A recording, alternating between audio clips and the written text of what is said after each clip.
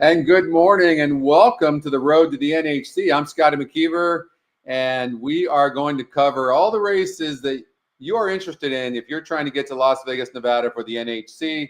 Today's focus, we're breaking down races 2 through 4 at Gulfstream Park and 1, 2, and 3 at Aqueduct. It's not just about finding winners, there's a strategy involved, and it's about finding the best value that there is and gives you your best bang for your buck. And Vegas isn't going to wait for us. And we've had a lot of people. We had a great time at the NHC as well, David.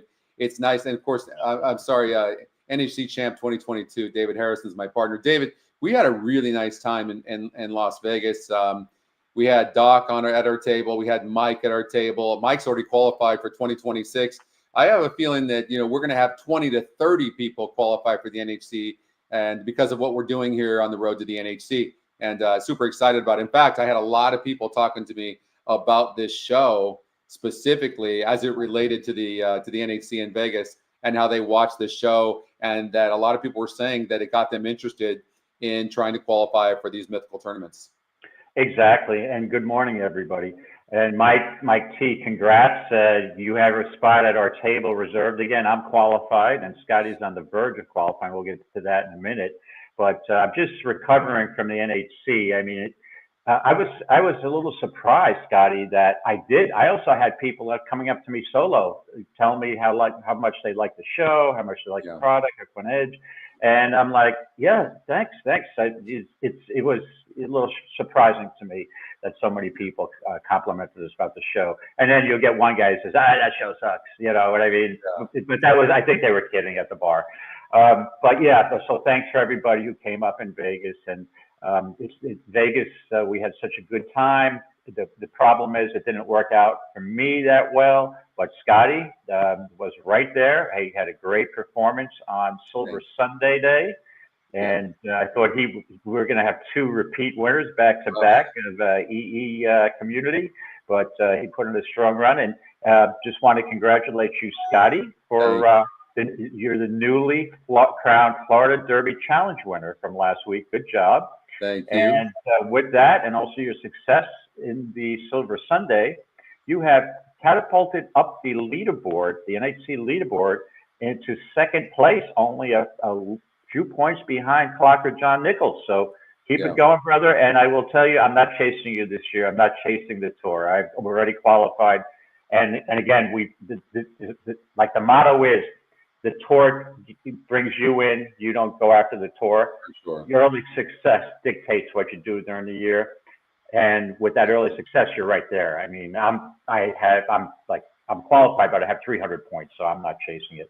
But I will try to get that second seat this year, and also a BCBC seat somewhere along the way. So for those that are new to watching the show, the theme of the show is this. So we're going to be showing you there's feeders, okay? And let me pull up a feeder right now. Horsetourneys.com. Here's the feeder. So they're covering races 1, 2, and 3, and 2, 3, and 4 for $18. So for $18, you can enter, and if you qualify in the top 20%, and then you get in automatically into the qualifier that cost $75 today to get in. And then usually the top 2 or 3 people, so points collected, basically, you're just picking winners. That's it. So you have a fee, and you don't have to worry about putting any more money into it. Now you're trying to get the highest point total you can. And if you're in the top 2 or 3, depending on how many people enter into this, then you get to go to Las Vegas. And you can't even buy your way into Las Vegas. So you have to earn your way in, David, as you know. But it's a really good way to go for new people as well, because you don't have to keep on putting in money and lose. You get to get better and better and learn. And then you watch the show. We talk about our picks, what we like and why, using the Equine Edge metrics. Exactly. And I mean, people who have limited discretionary income or disposable income, whichever you want to refer it to, and have a bankroll, you may have a limited budget. We all have lives, we all have mortgages, we all have bills to pay. So you can get, I'm an example of it. You can get there without spending, hundreds of thousands of dollars over, 5 years trying to get there. You can pick your spots, and sometimes you just have a good day, the day that you're playing tournaments. 18, 75, and maybe an NHC seat the same day. So and just keep plugging along. If you can afford $18 a week, or even 75, so you can get in for a limited amount of money. So it may, and again, once you get there, it's a level playing field. The guys with deep pockets don't have any advantage over people who don't have the same income level. So that's why I love the event so much. And big shout out. What's up, Chris? Dave's in the house back in town. And Wiz and Mike T. There's Oldie and Eric's there. Joe, Kent. We have the most. If you're new, we have the most amazing Equinedge community. We have the VIP Facebook group that you can ask to get into, and then Anna will you got to beg her a little bit, maybe bribe her, and she'll let you into the group. No, I mean it's amazing though. People helping people, and it's really really neat. And what makes these shows even better is the chat. So if you're new, don't be afraid. There's no, if you have a question, even sometimes the questions are more, maybe you want to do the coaching class, they're free to do. You can go on to aquinedge.com. We have 4 coaching classes. One of them is in Spanish with Alfredo, but we have 3, one on Wednesdays, Thursdays at 1 p.m. Eastern. I do Thursdays. Chris does Fridays. That's a different type of show. I think they get some bourbon and they have a good time. And then and Justin does 1 p.m. Eastern on Wednesdays. And so you can go to aquinedge.com. It's completely free to do it. You can join as many classes as you want. I can't recommend it more, David. Those coaching classes are super helpful because things can get slowed down. There's no more than 20 people on there, and you can ask questions, and it's super helpful. And I don't care. Anytime you try something new, it's always going to be somewhat confusing. But once you get Equinedge and you understand it, it's so easy to use. But there is a learning curve involved for sure. Yeah, like with anything new, there's a learning curve for every new adventure that you get into, right?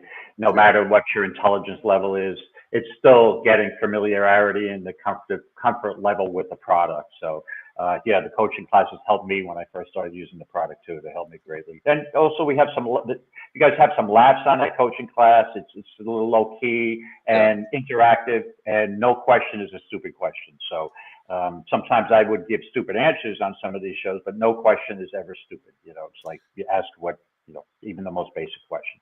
So Ryan actually played a couple of feeders yesterday and got 2 entries into this qualifier. So he paid, I believe $36 is what he paid. I'm not sure during the week. Yesterday, I'm not sure what the feeder was. I'm assuming $18. So I mean, he saved himself a lot of money, $36 compared to $150, and now he's in. I find the feeders, they're not so difficult. I really recommend the feeders. It's a great way to get your feet wet as well too. So, but all right, let's get into the feeder races. Here's let me put this screen up here, and these are the feeder races. So Aqueduct 1 through 3, and Gulfstream Park 2 through 4. So what you have to do, you go to horsetourneys.com or horseplayers.com and you sign up. They're related, and for $18, you make sure that you have an NTRA account. Make sure you're part of the tour. Join it. If it says join the tour, go to ntra.com. I believe you can join the tour up there. You can see next to buy entries, it says join the tour. It's $50, I believe, right, David, for the year? $50 for the basic membership, correct? Yeah, and you get and then that, because if you go over and you do good in a qualifier or a qualifier, you're not going to get to Vegas if you're not part of the tour. So be a part of that. It's very cheap to do it. It's not expensive. So, but yeah, we're going to start. Of course, David does the analysis for New York circuit. So Aqueduct, and so David's already prepared. So I'm going to defer to you, David, right now to start us off in race number 1 here. And let's share this tab here. Here's race number 1. Let's run the race simulator. We've got, I'll run the 1 as well, but the 1 never seems to be involved in the race simulator. I did handicap this race. Let's go. Here we go. So it looks like, I think the 3 is going to have the lead, David, because the 2 can rate. I don't think the 2 needs to go with the 3, or maybe the 2 just sends, but I think that might be a mistake. What are your thoughts? Well, first of all, let me tell you that we're going 1 1/8 or 9 furlongs at the Big A. This is a state bred $76,000 allowance race, not inclusive not let's see, never won a race other than maiden claim at start, or which never won 2 races. Okay, this makes it this is a pretty easy call for me right now. First of all, can you hear me? Okay, I seem to be getting some echo in the background here. I don't know what that is. We hear you just fine. Okay, fine. It's just on my end. I have to admit, Scotty, in this race, I am totally biased. So, for full disclosure, I was at the Bond Barn a couple of years ago, and I looked at a horse named Petrolo out of Bellamy Road in a possible purchase with a couple of partners. And so I know this horse too damn well. I know the pedigree. I've seen the workouts. I was this close to, and I decided against it. But here's the thing with Petrolo. He's proven at this distance, Scotty. Now, yeah, am I concerned that his 4 victories, which have all been at 2 turns, have been at Finger Lakes, which is, like the minor leagues of New York State racing. But these New York State breds, you build confidence there and can come back. But there seems to be so much other spotty form in here going a distance. I have faith in none of these other horses. And Petrolo has some tactical speed. He probably won't be in the lead. But if you look at his races, I mean, he's right there in every distance race. You throw out the sloppy track race that he was totally overmatched in. And the last race, going a mile and 1/8 at the over the surface, was not a bad race against Hagrid's Flame, who I think is probably a better horse than Petrolo. So I think Petrolo is just so much. I have so much more confidence in Petrolo than the others getting the distance here. And again, I'm biased, so keep that in mind. So it's all the 2 here, Petrolo for David Harrison, that's for sure. Normally I would like an inside post here, but this horse is tactical. I have no doubt about it. And he's going to be close to the pace, but the 3 horse A-lister is fast. And so I think the decision that Koa makes is going to be super important. Is he going to let the 3 go? And I don't know if there's a track bias, and you know how Aqueduct is, it's like hit and miss, but when there's a track bias, it's a strong track bias. And so that makes the 3 horse a decent long shot play in the first race, 50-50, whether it's going to be a track bias or not. And Patrick's kind of saying that as well. Yeah. So, and the 3's fast. So and the 2 needs to be near the lead, it looks like, for his best. So, and for that reason and others, I would have preferred the 2 to be on the outside of the 3 instead of the inside. I really like the Equinedge long shot. This horse is 2-1 on the EE morning line, even though there's such competitive horses like the 4 horse, Blame It on Daddy. Petrolo is 7-5 on the EE morning line, and this horse is still 2-1 on the EE morning line. Is the Equinedge long shot? There was 3 other horses could have been the long shot, and also it's 22%. He's 22% to win, and this horse is facing much easier. The win percentage is way up, and the jockey trainer combination is 38%, and the GSR is up. This 5 Boss 302, in my opinion, is very, very live. That's the horse I'm going to be using for sure. Okay. The only thing I'll knock on your horse is that, again, in my experience going the 2 turns at Aqueduct, I mean, it's always helpful to have 1 2-turn race. This horse hasn't gone 2 turns. Looks to me more like a sprinter, and I don't want any part of your horse, Scotty. In all honesty, I don't have any confidence in going to 2 turns. If I was going to use a second horse, it'd probably be reluctantly Blame It on Daddy, who's gone 2 turns on the turf for Depaz. But an A-lister will have the lead. But I mean, an A-lister to me is just going to pop and stop. So so it's all Petrolo for me. But I see your point that Boss 302 stretching out could improve, but not for me. So okay. Well, if you want to say that this horse is more looks like a sprinter, I could see where you would say that, but we'll see if this horse can handle the distance. Scotty, what's the GSR? Again, in Florida, I don't have the 2. The GSR is good. It's the second top GSR next to Blame It on Daddy. So, okay, so it's in that range, acceptable GSR. Okay. Yeah, and so, well, Ryan, to be fair, David and I almost always disagree. Yeah, So we're really on the same page, Ryan. So yeah. So that's not unusual for us. But okay, that's race number one. David's on the 2 horse, who's going to be your favorite most likely. Petrolo. Blame It on Daddy's probably going to be your second choice. I'm going to hope that the 5 can get 2 turns and 9 furlongs. And that's David's very good with this type of stuff. I will say that. Like some horses, and many of them, don't want to go 9 furlongs. So that is a fair critique on the 5 horse. So, but I think all the metrics are going in the right way. The GSR says the horse can get the distance.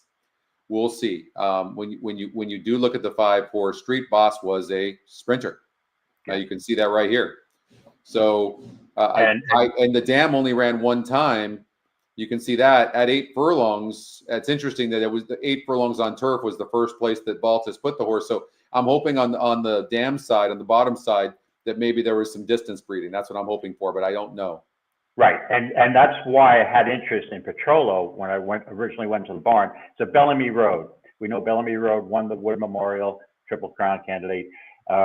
We knew, and Jimmy knew this horse he expected to get the distance. So our goal was, I just want to buy a horse who has a chance to win the Albany Stakes in Saratoga in August, because I don't have any expectations when the New York bred were going to the Kentucky Derby. So this was, I like distance horses. So I'm going to have a horse. I'd rather have a horse be able to run a 2 turns. And I've seen you do that with horses that don't have any turf breeding, but they have all the breeding in the world to go as long as they want to go, and those horses win. So you, like I said, I respect your opinion.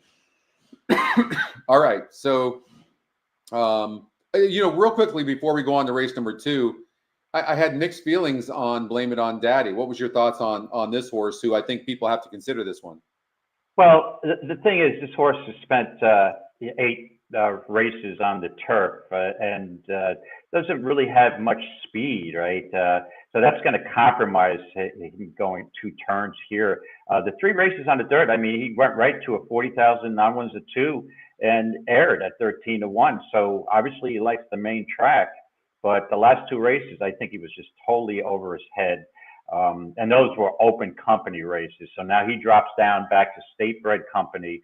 And I think he's live. I don't think he's as good as Petrolo, but that would be my second choice, Blame It on Daddy. And not giving you much because it's the two favorites in reverse order. So, but let me just point out the last couple of races. In 2 races back, that was against a much tougher group than this, and the horse was only 6% to win. And the horse was bumped at the break and then rushed up. Throw the race out. You have to throw it out. In fact, that's how you find horses and how you find prices, is by looking at this stuff and throwing it out. Then in the last race against Better, the horse was only 4% to win and was bumped and in between horses. When you're looking at the trouble line, David, as you know, you've got to really read between those lines. Like if you look at between, BTW, between, if you visualize that, horses are uncomfortable in that type of position many times. Not always, but many times. And then the horse is only 4% to win, facing much better, showed some speed early before giving up late. Throw that out. This horse is going to absolutely show up today. I have no doubt about it. Is facing much easier. Plus, the win percentage goes from 4% to 30%. The GSR goes from 65 to 72, and it's the Equinedge second pick. I would imagine that the 4 is a major player in here. I would only use 3 horses if I was playing, pick 5 or a horizontal. I would use the 2, 4, 5. Right. Okay, that makes sense. Those are the 3 logical contenders. Correct. Yeah. All right, guys. Hey, Brandon, what's going on? Hey, morning, Brandon. All right, let's go to race number 2 and run this race.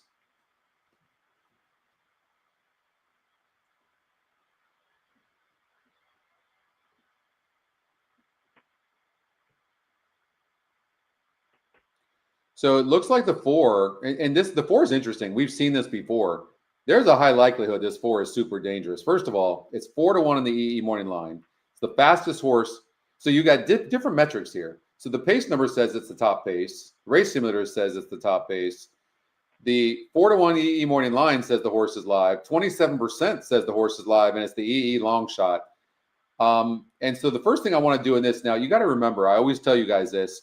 the EE community that the first call in the race simulator is the most accurate pace in all of horse racing, not even close. But each call after that gets a little bit more inaccurate. We still, the winner wins 35.5% of the time, so it's still good. But I don't know, depending on how the race, how fast they go up front and all that, David, this horse could go all the way. You got to be careful about getting so influenced about this from the stretch to the finish. Either way, even if it was good, even if it showed the horse pulling away, I think you got to, how fast do you think the pace is going to play out? This is where, you've got to really look at this carefully. Are there any other horses that can push the 4 a little bit in the first call? It looks like the 6 can. Looks like Enduring Spirit. Look at this horse. This horse seems to need the lead from the outside post, or the second to the outside. This horse is probably going to press the 4, which in my opinion might hurt the 4. And even when the 4's had an easy lead in the last few races, it stopped to get second. So I would be taking a little bit of a negative view on the 4. Okay, very interesting, Scotty. In this non-winners of 2 lifetime $40,000 claimer going 6 furlongs, that you didn't mention a horse who I think is just a complete mortal lock in here. And I don't want any part of your 4. I don't want any part of your 5 or any other horse in here. I mean, how do you beat Silo Ridge? Granted, the horse is 3 to 5 morning, but with the scratch of Go Irish, who I thought was live, and besides Face the Facts, who off the claim from Rob Atras, has a good bullet workout on March 28th, possible contender, but had a really long layoff from December 23 to February 25. I want to see another race from a horse like that. Yeah. But how do you beat Silo Ridge? Yeah. Silo Ridge put blinkers on for the last effort. That was the second race off a layoff. This was a Mott drop down to 40,000, now with the 2 lifetime, which, Mott does Bill Mott really want a horse that's a 40,000 claimer in his barn? Probably not. It wasn't claimed.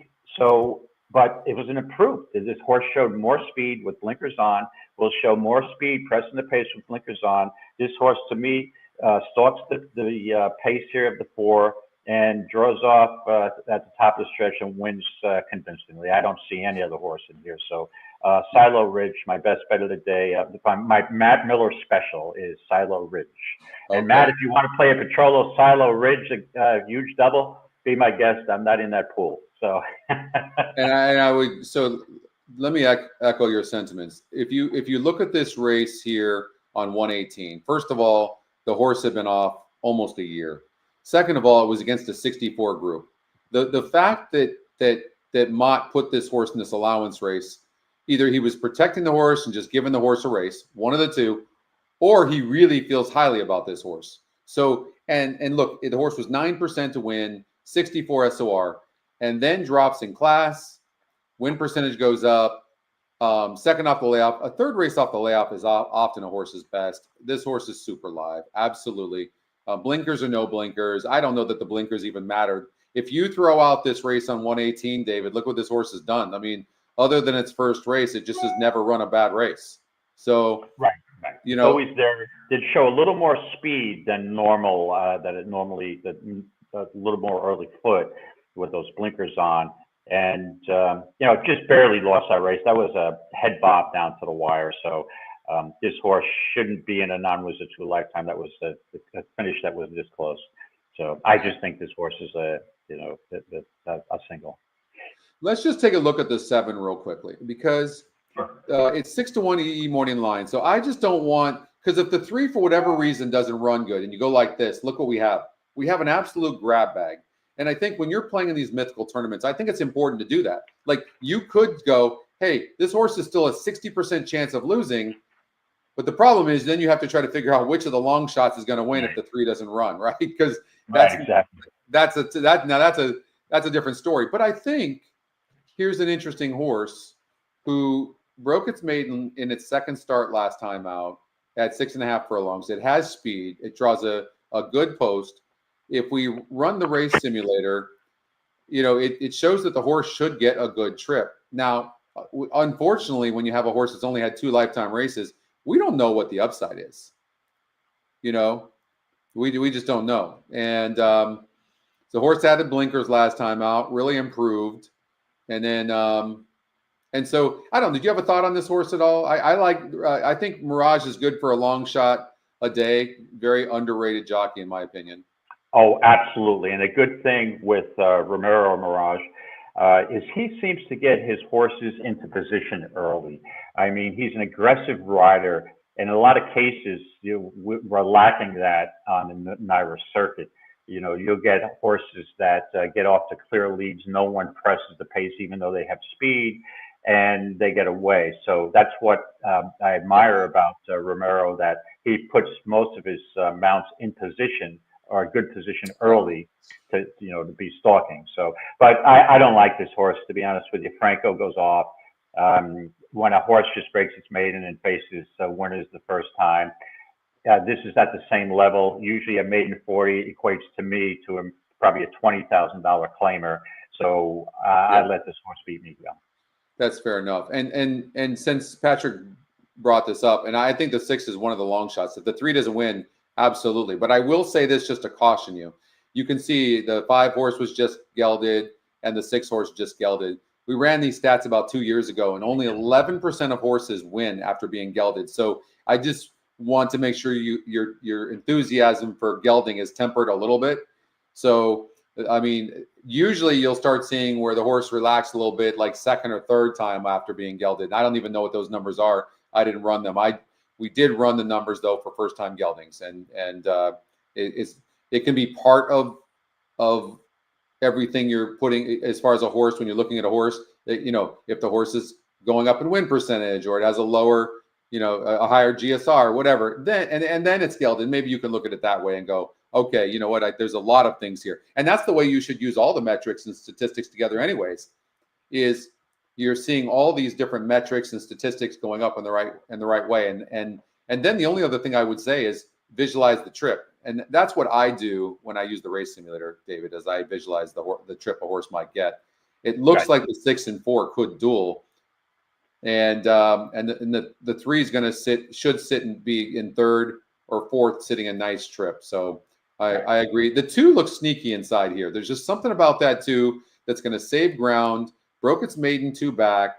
That that off a long layoff. That horse did not run bad. And the trainer Michelle, I'm not even going to try to pronounce that last name. That being said, huh? Giangiulio. Okay, Giangiulio. Okay, she's 17% first off the claim, and she does not drop this horse in class after this claim. So and not only that, I'm not really looking at the win percentages in this race that much when you've got 2 horses that are taking so much of the win percentages. And another thing you have to remember too, and if you join the coaching classes, you'll learn a lot of this stuff, but none of the metrics look at pace. So meaning like the 4 horse. It's saying if everything is equal, this horse has a 27% chance of winning. But when I look at this, if the 6 pushes this 4, you've got about a 5% chance of winning. But the right now, at least as the algorithms work, they do not look at pace. The other thing about the 4 horse, it's only broken its maiden. It has 1 win in 26 races. Now, I get this is a non-win, is a 2 lifetime, but this horse is, especially with the 6 in there, is more likely to finish in the bottom spots. But I mean, look, it always look at this, David. I just saw this. Look at this. This 4 horse, 28%, 48%, 64%, 23%. The new win percent. We're going to start working on a new win percentage algorithm about a month from now, and hopefully it's going to fix things like this. Like this horse just does not like to win, and yet it keeps on getting big win percentages. So that being said, the win percentage still wins around 36% of the time. That being said, though, I do not like this horse. So I agree with you. I think I'm gonna take a risk though with a different horse, and I'm gonna go with the 2 horse. Face the facts. I'm just gonna, but the 3 is the horse to beat, no doubt about it. But I'm gonna take the 2. I think the 2 sneaky in here. Okay, so let me lock you in, Scotty M on the 2. And yeah, that's the other logical contender. And don't get me wrong, I'm not enthused about taking 3 to 5 in a contest because if you happen to have a long shot run second here, a horse that I didn't like, maybe the 6 or the 7 happen to plug up for second, you may get more for a place price and a combined win place price for the 3. But I can't. I'm not reaching out to any other horses here. So I'll take the $4.80 and move on, I guess. I think if we Jay's asking a question about this. I mean, if you look at the race simulator, the race simulator is saying that the 7-horse, the 5 will probably be in last early, but it looks like the 7 can be within a couple of lengths early. Yeah, 7 could be closest to the pace. It looks like, sure. The 5's a hard read though, because the five is dropping. This horse is dropping the biggest in class, and it's off the layoff. Yeah. So, and it's the Equinedge second pick. This horse could be live. This horse could wake up. Yep, absolutely. How many times have we seen that's a huge drop in class off the layoff, and sometimes they just wake up. And if you look at, you see the trouble line on Ari's Magic, the 5, correct? Pulled up, walked off in that last race. So you'd be reluctant to and say, oh, I don't want to use a horse who was pulled up and walked off the last race. Well, yesterday there's a horse in the 6th race named McCaw. And that horse in its last race for Bruce Levine, I believe it was Bruce Levine, was pulled up and eased and taken off by equine ambulance maybe 3 months ago. Yeah. Came back in the same level and looked to be the lone speed. And what happened? The horse won by 2 or 3 lengths and beat the 4 to 5 favorite. So don't necessarily always be thrown off by the fact that a horse was eased in his last race. It doesn't mean they can't come back and win, because they need vet clearance in order to get them in a race. So they're just not haphazardly throwing a horse that's lame into a race. So I'd rather have a horse. I'd rather bet a horse next time out after being eased or pulled up than gelded. That seems to be more success with that pattern. I have no idea why. So look, I'm going to change to the 5, David. Lock me in on the 5, and I'm going to tell you why. The fact that it's Equinedge's second pick, off the layoff, and when you look here, look at this horse has been ready. Look at this. This was 10 of 111. We always talk about with Dave. We always talking about how look at these horses early on their works, because I have a feeling this horse has been ready to go for a while. This is a sneaky work pattern, and I have a feeling this horse is going to be super live here with Katie Davis. Of course, we're always rooting for Katie. I have a feeling that this horse is sneaky off the layoff. And it looks like this horse is fit and ready to go. And it's really in the race. It's the only true closer in the race. The only one. So yeah. So now are you wavering, my friend, going off? I'm wavering. I think the 3 is the horse to beat. I'm looking for a long shot now. I'm gonna try to. The 3 is gonna go off at 4 to 5, 3 to 5. So even if I lose this race to the 3 and it wins, I'm not really losing all that much. So I'm gonna take a risk with Ari's Magic, the 5. I'm gonna take a chance there. And by the way, one of the considerations as to why is I'm banking that the 6 and the 4 duel. That's the reason. Exactly. And that's the scenario that would benefit that horse. But before we go into the next race, I just want to give a shout out here to Tyler Smith from Table 11, my friend. How are you? What's going on, Tyler? Where's Britain at? And their brothers, they were sitting at our table. They were the goodest, the best people, down to earth. We had the best time.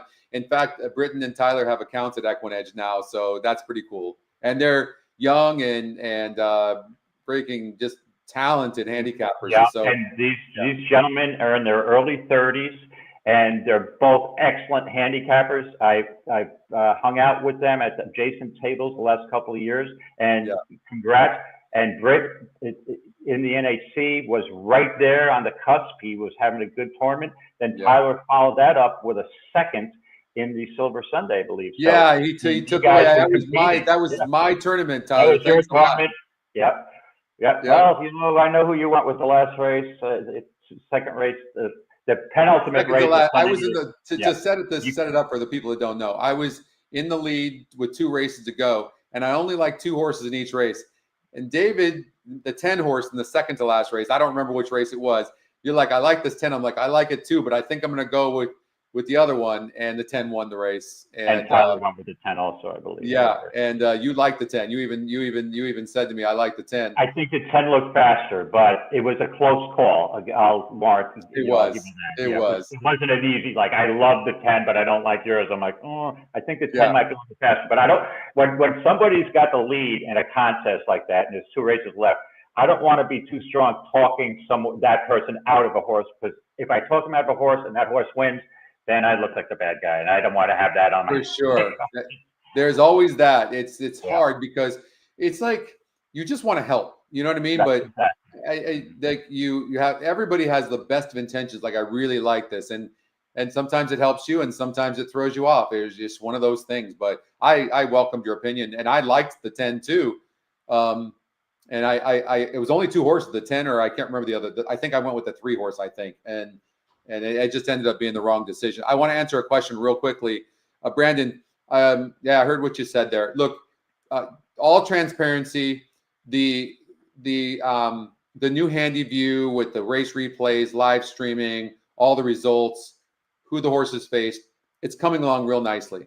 But we've had some issues with real time stuff, like the metrics updating after scratches, late scratches, things like this that we've just finally decided as a team that we needed to fix and shore up. And so so we put that just on hold for until we get those things. Like, we've had a few issues with pools, payouts, and probables, and looks like we're really starting to figure that stuff out as well, because the site has to update, because we have so many metrics and things like that condition changes. Like, if a track goes from fast to wet, like we've had some issues updating fast, and so we had to slow up on the new handy view and all that. We're so excited about that release. So, but anyways, full transparency, that's what's going on, and we're making some good progress. But I would guess maybe 2 months if I had to guess, and it could be a little sooner, honestly. But that's what's going on. Right. Okay. And as far as Tyler and Britt, they're only faults. They're really they're both hell of a guys. We had such a good time.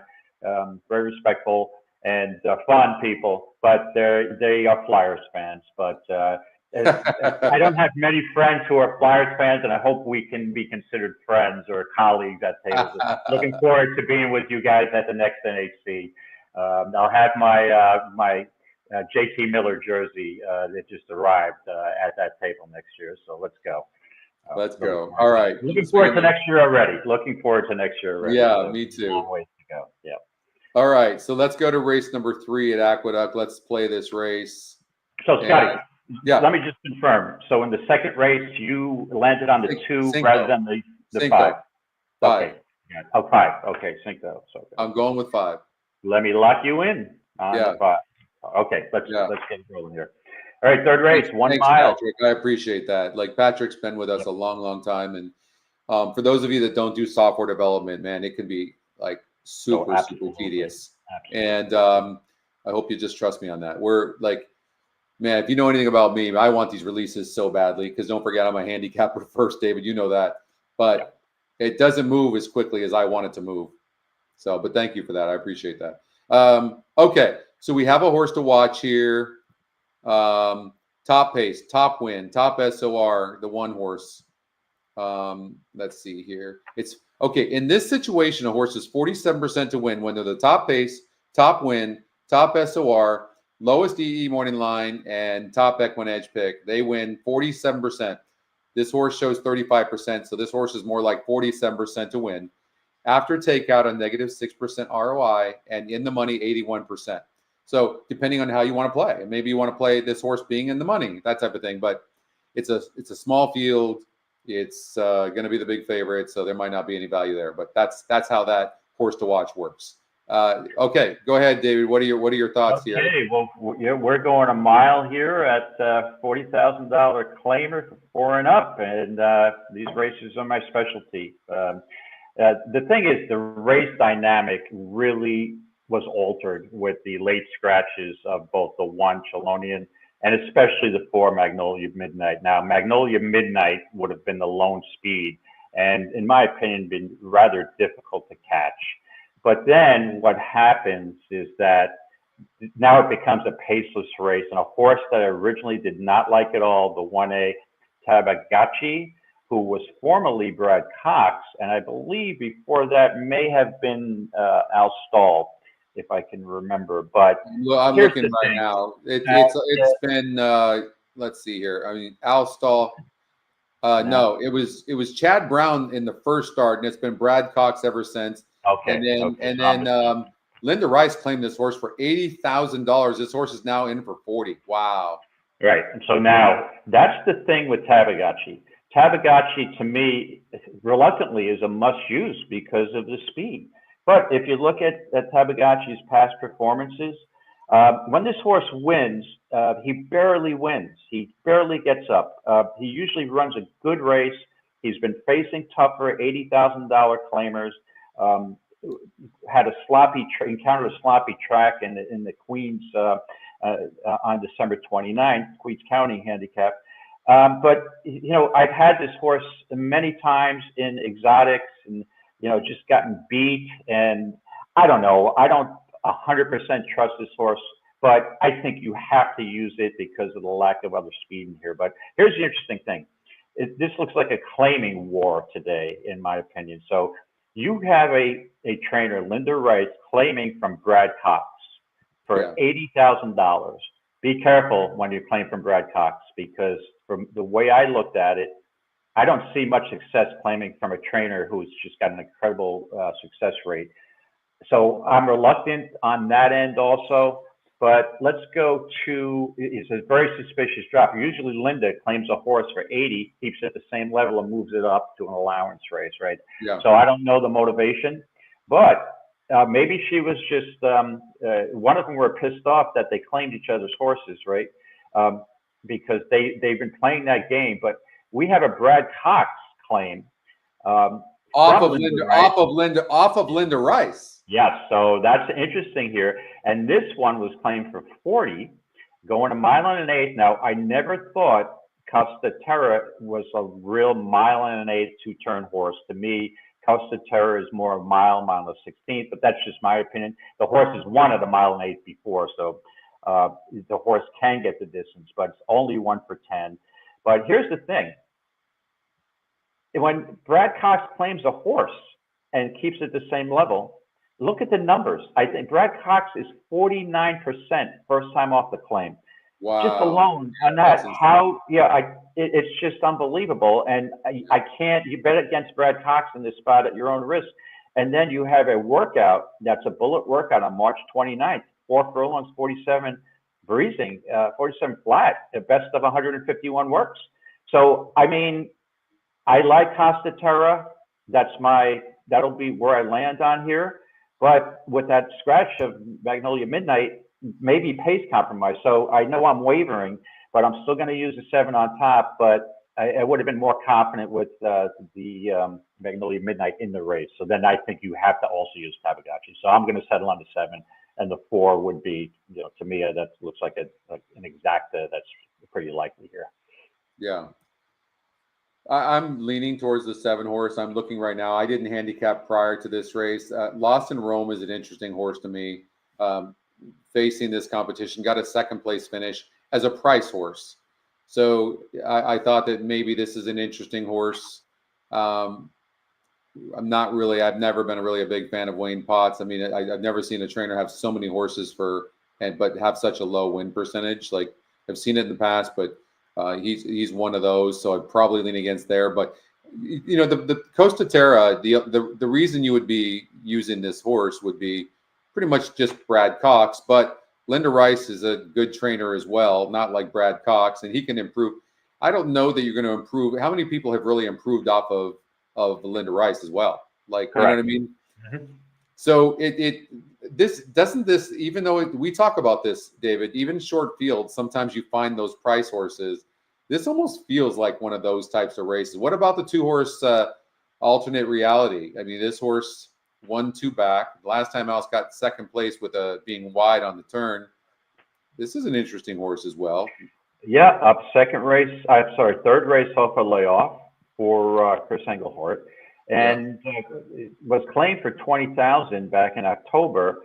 And now this is a 5-year-old, so it has a little bit of a freshening. Comes back up a win at the 35,000 beat claimer, moved up to 50. Got a decent 2nd, and so this horse, I mean, this horse may have a little bit more upside than some of the others in here who've had more races, right? Yeah, So 5 years old, maybe getting into good form, and Englehart's just a solid top trainer. very, very, And very good. yeah, draws the rail, kind of tricky. But yeah, I wouldn't be surprised to see this horse run well today. I So look, agree. if the one doesn't run, then the 2 horse wins the race simulator, and it's also the Equinedge long shot. It's also 22% to win. Considering that you've got the 1A in here, you've got the 7 Costa Terra in here, and that the 2 horse is only 5-1 on the EE morning line, and 22% to win. There's something to be said for that. So I think the 2 horses where I'm going to land. So I'm going to go with the 2. Okay, so Scotty is on alternate reality. Let me lock you in, and I am on the 7 Costa Terra. All right, so we've got races 2, 3, and 4 at Gulfstream Park. Race number 1 comes up in 24 minutes, and we'll show that race live as well. Maybe we'll handicap that for a few minutes as well. Sure. If we can get, I'm sure we can get through the next 3 races in a decent time. Maybe we show that race live. So, and then after we cover these, the race 2, 3, and 4 at Gulfstream Park, we'll show you the races that will cover the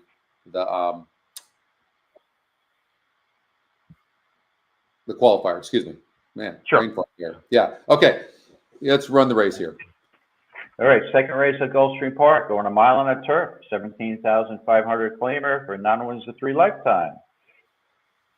Okay, so the 8-horse Alasdair is 21% to win. Oh, this is super interesting. But when you're the top pace, top win, top GSR, lowest DE morning line, and top pick, you win 44% of the time. This horse is only 21% to win. There's a likelihood that the win percentage is off here, possibly. But the horse doesn't win the race simulator, but that doesn't always tell the story. But very interesting here. But the Equinedge long shot wins the race simulator. What do you think about flat top box? Did you look at this horse?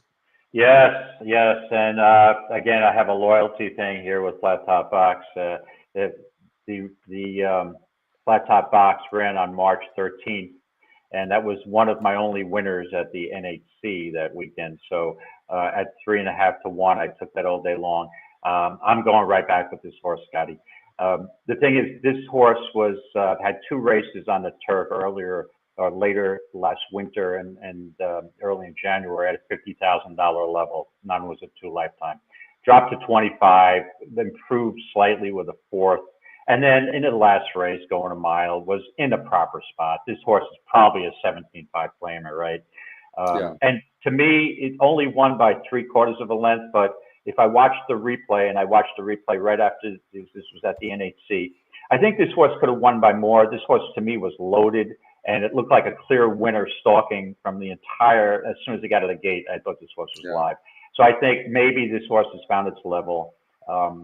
Vasquez, Saez off. Saez is not at Gulfstream for this meet. But so I'm coming right back with flat top box. But I also thought besides the 8, who I have mixed feelings about, I thought the 2 and the 7 were contenders. So it wouldn't surprise me if the 2, 4, 7 were the likeliest winners of this race. And like I said, the 8 is a contender, but something about that horse is just I'm not really feeling. So the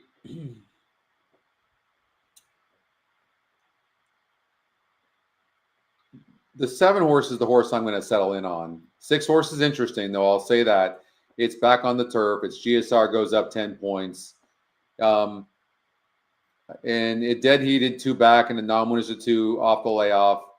It was only 5 horses in that race. I don't know. It's just something about this horse that I think it's looking at an exotics finish more than anything. What I do like about the 7 horse, it's going up way up in GSR, and it ran good last time out. First time for Mike Maker. And Saez, it jumps aboard. Saez was on last time out. And this horse has earned the most money on turf. So it's back where it wants to be. There's a high likelihood that, and actually, let me just check here. In Gulfstream Park 2, I'm going to check. This is actually the new So we're looking at the 7-horse. So this is the new site. And if I look at the 7-horse, okay, so yes. So that race on 3-6, you see here, this is what's new to the site. If you look, there's a little line, white circle and line through that, and a little green patch on the synthetic. So that race was taken off of the turf and put on the synthetic. And these 2 horses, Husband Material and Remerton, were in that particular race as well. So, and then I can't get the results. So my internet here at the house is very slow. They're working on that. But this is the test site, though. But yeah, you can see what's coming as well. You can sort. What's up, Britton? There he is. What up, brother? Hey, Britt. How you doing, my friend? And anyways, you can see we might want to look at Husband Material, who got 3rd in that race, and both Remerton and Husband Material were in that race. So let's see here. Just want to watch a replay. So we actually can watch that replay. Actually, it is a different surface, but that's actually a good call. Let's actually. This is what you're going to be able to do on the new site. So they're at the post. We'll watch this race. Here we go. Hey, Britt, you didn't talk it back? I'll leave you with that. It'll tap it 3 times, heads off for the early lead from Husband Material, who moves out the rail. Out the center, Get Ready to Rock, and from between horses, Remerton. Out deep on the course, and Piridou. So Husband Material's the 1, Remerton's the 6. The first turn, it's tap it 3 times, and Edgar Zayas on top by 2.5. Get Ready to Rock is second, Husband Material, 3rd at the rail. Followed 4th by Remerton, out deep on the course, and Piridou, and at the rail, it's Breakwater. Reasonable pace here. They complete. And so we're looking at Breakwater as well. Tap it 3 times by a length. Get Ready to Rock is second. Leonel Reyes has strong hold of Husband Material, 3rd at the inside. Racing 4th is Remerton from a covered up Breakwater, and San Piridou at the back. They're 4.5 furlongs to run in the race, and they have tap it 3 times as the target. He's there by almost a length from Get Ready to Rock in second. Looking to hook for a run is Husband Material, keen toward the rail through a 49.5 mile speed. Outside Remerton, inside Breakwater, and San Piridou is last. They have 3.5 furlongs to run. They still have tap it 3 times to run down. He leads by a length. The Breakwater's the 3 horse. You can see on the inside. Husband Material with the no excuse trip second. Remerton's the 6, and Husband Material had a perfect trip. Breakwater gets a nice run for Sias. He follows through at the now the 3 Breakwater is being asked. 3 times, tries to quicken up. They're a 1/4 mile from home, and it's tap it 3 times. Who has the lead 3/4 of a length? I don't love the way Breakwater kind of runs with his head up. On their way home. Tap it 3 times. Has the but lead. stuck right here. Husband Material could not get through. Yeah. Tap it 3 times. No, could not get through. Breakwater not through yet. The 3 would have won that race. You can clearly see that. Wow. Yeah, and see, he's reluctant. Oh, yeah. Tap it 3 times. Wow. I love that replay, Scotty. That's a great replay. No doubt about it. You're absolutely right. That is a really good replay. Don't like to run, some horses especially, don't like to run with another horse to their outside or inside in close quarters. He was looking over at that horse, and he got intimidated by that opponent on the outside. And so many times you'll see horses even closing on the outside. They look like they're coming. Then a horse in front of them veers out a little bit, and the horse shies away and like, oh, I don't want to go. I'll go around, or I don't want to go through. Yeah, he was definitely affected by that. And in fact, just so you know, on the new GSR that Ryan and I are testing, version 30, by the way, I have that. I think the most versions I've ever seen us work on a metric were 6. So this is, I mean, it's proving very difficult, and we've got some really high win percentages, but it's still. The GSR is a very complicated metric because it has to accomplish a lot of different things, which I won't bore you with. But that being said, it's showing, both are showing, this prod here is showing the 7 horse moving up 14 points in GSR. The new GSR and staging, I'm looking at it, is showing 10 points up in GSR. So that's both metrics are saying the 7 horse wants turf way more than it wanted synthetic. What's up, my man, Alfredo? What's going on? I'm assuming Alfredo's over at Gulfstream Park right now. I miss you, brother. I hope you're doing well. And check out Alfredo, too, on Twitter. because he actually posts his videos in Spanish and in English. I think about 5 days a week. So check that out. All right. So David, what did that video do for you? Well, it made me make breakwater, like breakwater, a little bit more, and I'm kind of wavering on my pick. But the thing, and that's why watching replays. That's an example of why watching replays is so valuable. So if you look at the trouble line notes in Equine Edge, there, it says safe ground, bid, a quarter, late gain. I would have added intimidated by horse. That does not tell the story. Yeah, exactly. You're right. So that's why when you watch replays, you think you're a wise guy. It's like, wow, I think I picked up something that the clockers, the charts didn't. So that's when you think you have an advantage. So I would move breakwater up off watching that replay, but I'm still going to go with flat top box. I will use breakwater in my exactas. That's for sure. I only want to go over one other horse in this race, and that's the 8 horse, the top Equine Edge pick. Yeah, I think we need to make sure that we just look at that horse. It faced 10 other horses last time out, David, and it only lost by a length and 3/4. It's only been at this level twice, and the 1-2 back, I wouldn't even consider that. I'd throw that out on the slop. And this horse goes up in win percentage, back on the turf. I do think this 8 horse on paper looks like the horse to beat with Paco aboard. No, I agree. And it's Nolan Ramsey that has had success down at Gulfstream. It is something. Is it the 2 for 13 lifetime record? Is it coming back from Tampa? Is it winning for 16,000? And other horses have raced against better. I don't know what it is, but sometimes you can't describe as a horse player why you don't like the horse. Yeah. I just have a feeling that it's a horse I don't want to use at morning line. Probably the price is the effect. At morning line 5-2, I'll pass because I think it's a competitive race. Yeah, it is. It's tough. I've got 7-8. Okay. I don't know. I'm picking those horses. I'm not playing a feeder anyways. I already got my qualifiers, but probably I'll do the 7-on-1 ticket and the 8-on-1 most likely. But yeah, I do like the 7 off of that, but it was a different surface, different circumstances. But yeah, when you watch a video like that, like we watched with Breakwater, it could definitely influence you, can't it?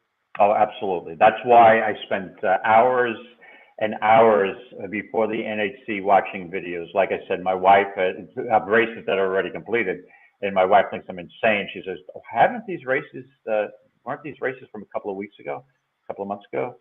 Don't you know the results?" I'm like, "Yeah." She says, "Oh, that seems so boring to me." So, well, it's anything but boring. It can be monotonous and it could be a lot, but it's not boring. That's for sure. The only problem is when you think you got a horse who had a bad trip and it was kind of not what am I going to say? A horse that might have gotten a bad trip that it wasn't reflected in the notes properly. So you put like, okay, I have like 5 or 6 horses going into the NHC that I'm like, I think these horses are live next time they run. And none of them were running that weekend. So I probably spent about 3 hours wasting time. And of course, like a week later, 2 of them did run and ran well. So yeah, it's the worst feeling too when you're doing an analysis, right? And you do this analysis and then the track's canceled, right? Because of or all the turf races are off turf and on the dirt. Like that's just or even worse, synthetic. So that's just absolutely. It's even worse when you like a card and you put a lot of notes in that day. All that work. And they cancel because of too much noise at the track from an auto. Yeah. That's brutal to me. All right, talk to us about this race number 3 here at Gulfstream Park. All right, 3rd race at Gulfstream. We're going a mile, maidens 12.5, and we're on the dirt and not Tapeta. This, again, these 12.5 claimers, they're bottom of the barrel. I mean, usually in these races, I'm looking for horses who are dropping down, who haven't been at the 12.5 level yet. And there's a few candidates here who meet those parameters. The number 3, Handsome Fox, but Handsome Fox hasn't lifted a hoof, so I don't want any part of him. Also, Easier Said for Pletcher had raced in a maiden special over the Tapeta 2 turns, didn't really lift a hoof, then dropped him down all the way to 12.5 and ran a decent second after a bump start. but this is Rapoli and Spendthrift. They're looking to dump. Obviously, when they're dumping horses in a 12.5 claimer, they want them out of the barn. So also John's in Charge drops down. But the horse I settled on here is the 4 Bright Lights Joe. First start, maiden 25. Showed a little early foot before kind of stopping at 6.5. Does stretch out here and should be close to the pace.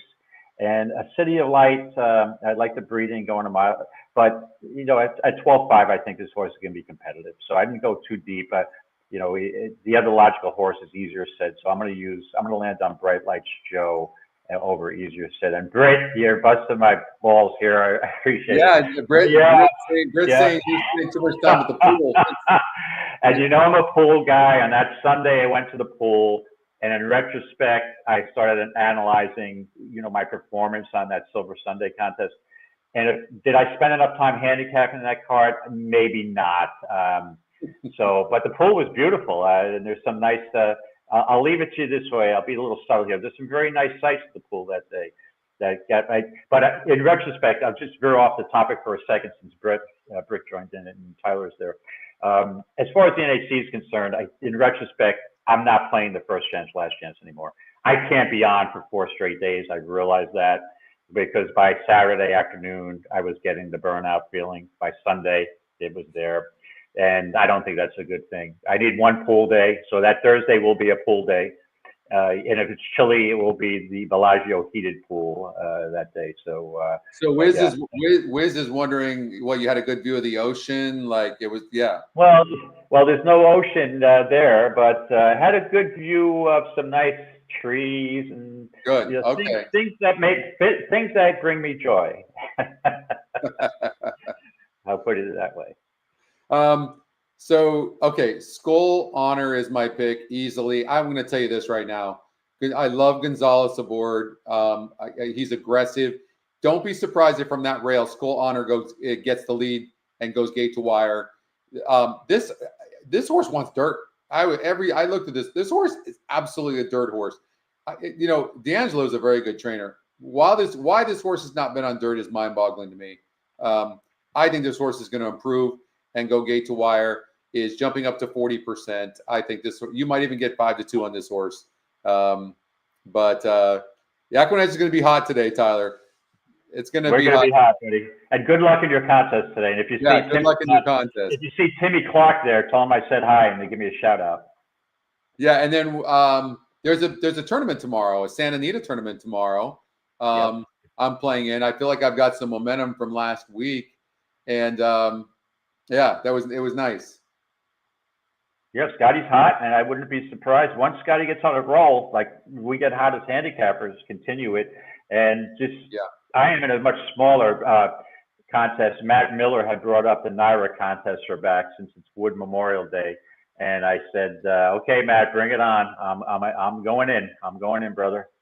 And we're gonna have a friendly challenge there tomorrow, I think, with Matt. So I think they have a tournament today as well. Let me look real quickly here. Santa Anita? I believe so. No, it was Santa Anita tournament. I think that maybe the first bet is a $300 feeder. It's a $300 feeder. Yes, exactly. Right, just Santa Anita races though, right? Just Santa Anita races, $300, $150 bankroll, $150 in the prize pool. Also gets you into the $1,500 seat for tomorrow. Mm-hmm. So, and last week the Florida Derby Challenge was a $1,500. So $1,000 bankroll, $500 prize pool, and hopefully there's more people. There's only like 109 people in that tournament last week.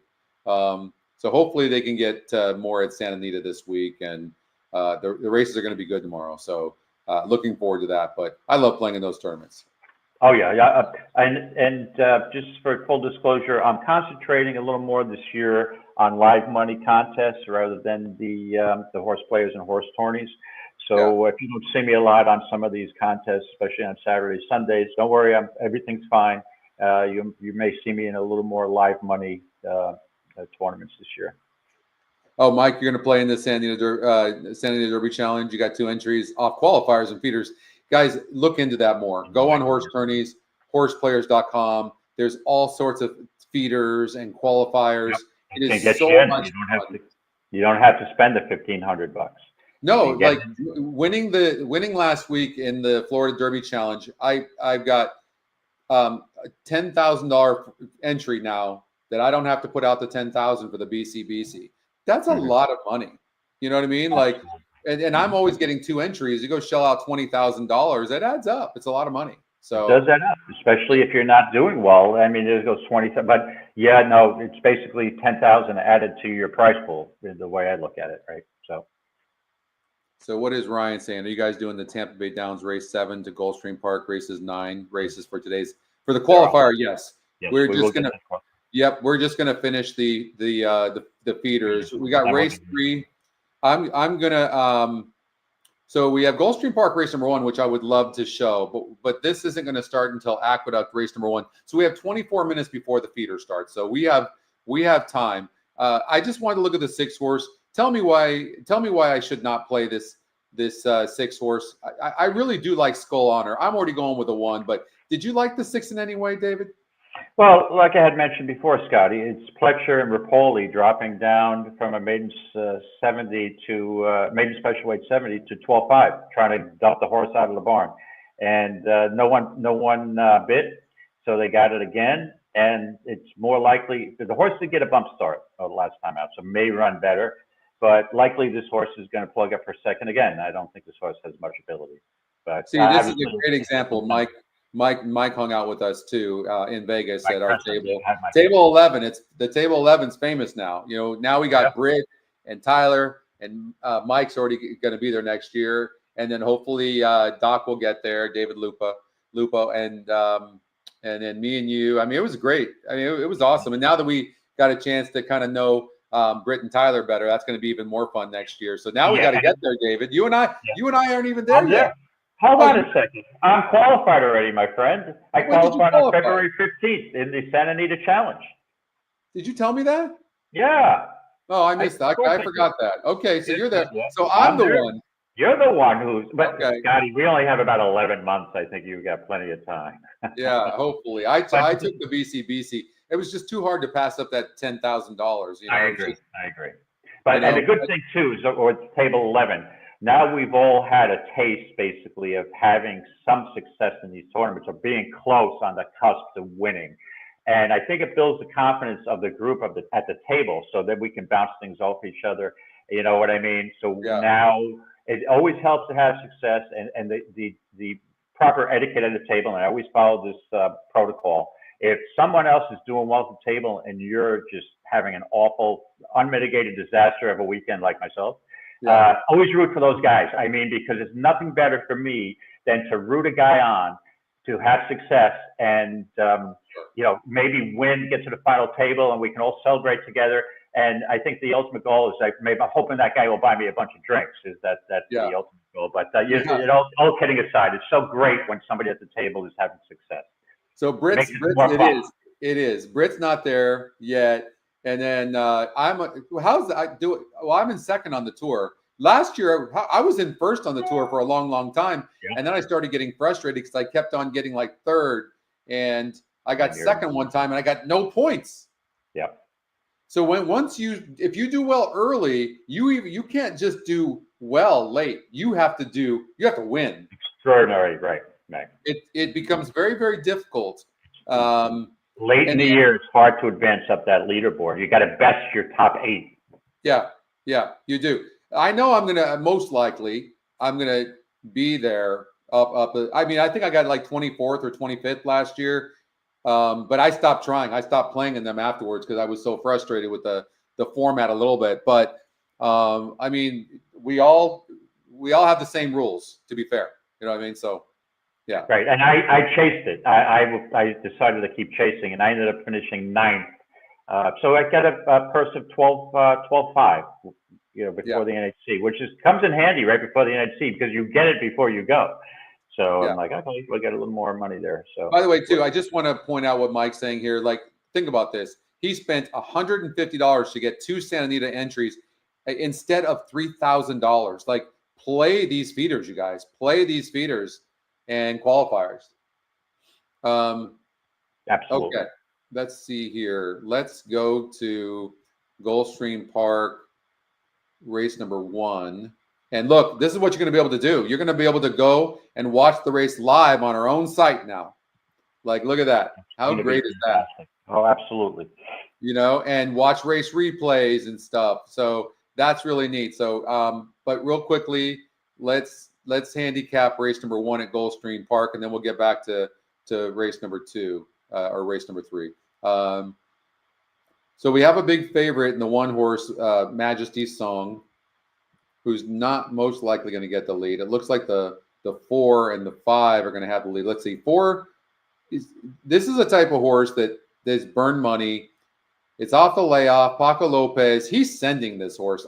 There is not a doubt in my mind. And if you think he can get there on the lead, and he's going to be on the lead, 4-1 on the EE morning line, certainly is dangerous. But here's what's interesting. And I know it has a low win percentage, but the 1 horse is 56%. But whenever you see an Equinedge long shot that is a first-time starter, these horses are live. They are live. And so here's this first-time starter here for D'Angelo and Vasquez. And I don't know that this is a horse you want to leave out. The EE morning line 7-2 from a 6-1 odds makers morning line. David, this horse is 4-1 right now. And it's all about is the one vulnerable. And Justin says a player here, she's facing state breds for the first time. But this horse is going from turf to synthetic, and it's actually facing a little bit tougher. It's not going to have the lead. I don't know, man. It's still being protected by Mark Cassie, but this horse looks like a money burner. I think I would. And look at this horse is dead on the board. The 5's the favorite. Starting gate. Final call for your Well, with all that being said, I like the 1 here, Scotty. Tried Tapita first time out with a decent second, and then had a layoff, goes to the turf, sprinting. Probably miles was too much part of this filly last time out. And don't forget now, she's back in for the first time with Florida Bred. Those were open company races. So back with Florida Bred, shortening up. I think this horse is very, very live to 1. Not this time. All right, well, the horse that's really dropping is the 2 horse, the Cyber. I think the 2 is going to win this race. I think the 5 horse is getting bet because of Sappy Joseph, and maybe you know how Sappy improves horses. And so I'm going to try to bet against the 1 horse. I'm on the 2 to win at 11-1, but this 5 is 3-5 right now, so it's probably live. Probably Sappy. I'm going to say 5-2-3. The problem is when Sappy gets bet like that, usually they win. Yeah, exactly. On 4-5. Yeah, 5-2-3. So although this horse is kind of balking at the gate right now, that's not something you want to see out of a horse that's currently 4-5. I don't like the win percentage on the 3, but the fact that the 1 is taking so much of it, maybe it's not as bad.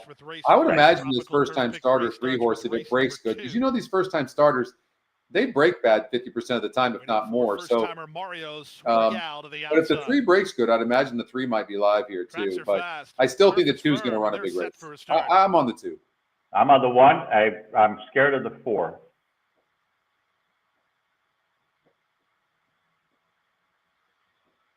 Good luck, everybody. Racing at Gulfstream. And that 3 broke good. Here's the first timer. She loves to travel. Quick over the blocks to take a clear lead from Elagio, who comes away in second. Moving up on the outside, it's the favorite City Minute into the top flight. Farther out, Mario's Sweet Girl. Holding the rail while second last is Majesty's Song, the early trailer La Cyber. They swing to the far turn after an opening quarter that went to She Loves to Travel, who leads 3 parts of a length. Racing in second. 22 for these is a bit fast. Yeah. No, it's a bit. Oh, this 3's live as hell. Goodbye. Look at that horse pull away. Wow. I told you, first-time starter Equinedge long shots are just so deadly. And She Loves to Travel, who still have the lead. City Minute is second, a gap of 2.5 to Majesty Song, who finds her best ride and comes on next.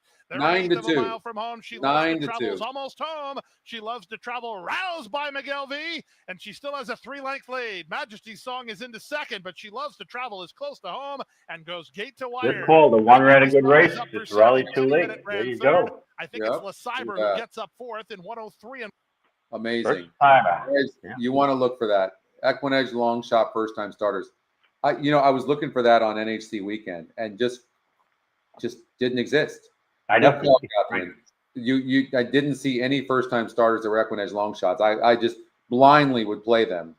And the other thing you have to consider too is this right here. One, the one horse was on the rail, and the one horse was not the fastest horse in the race. So it's most likely not going to get the best trip. It checked back a little bit, and that's what happened. It was a bit dead on the board.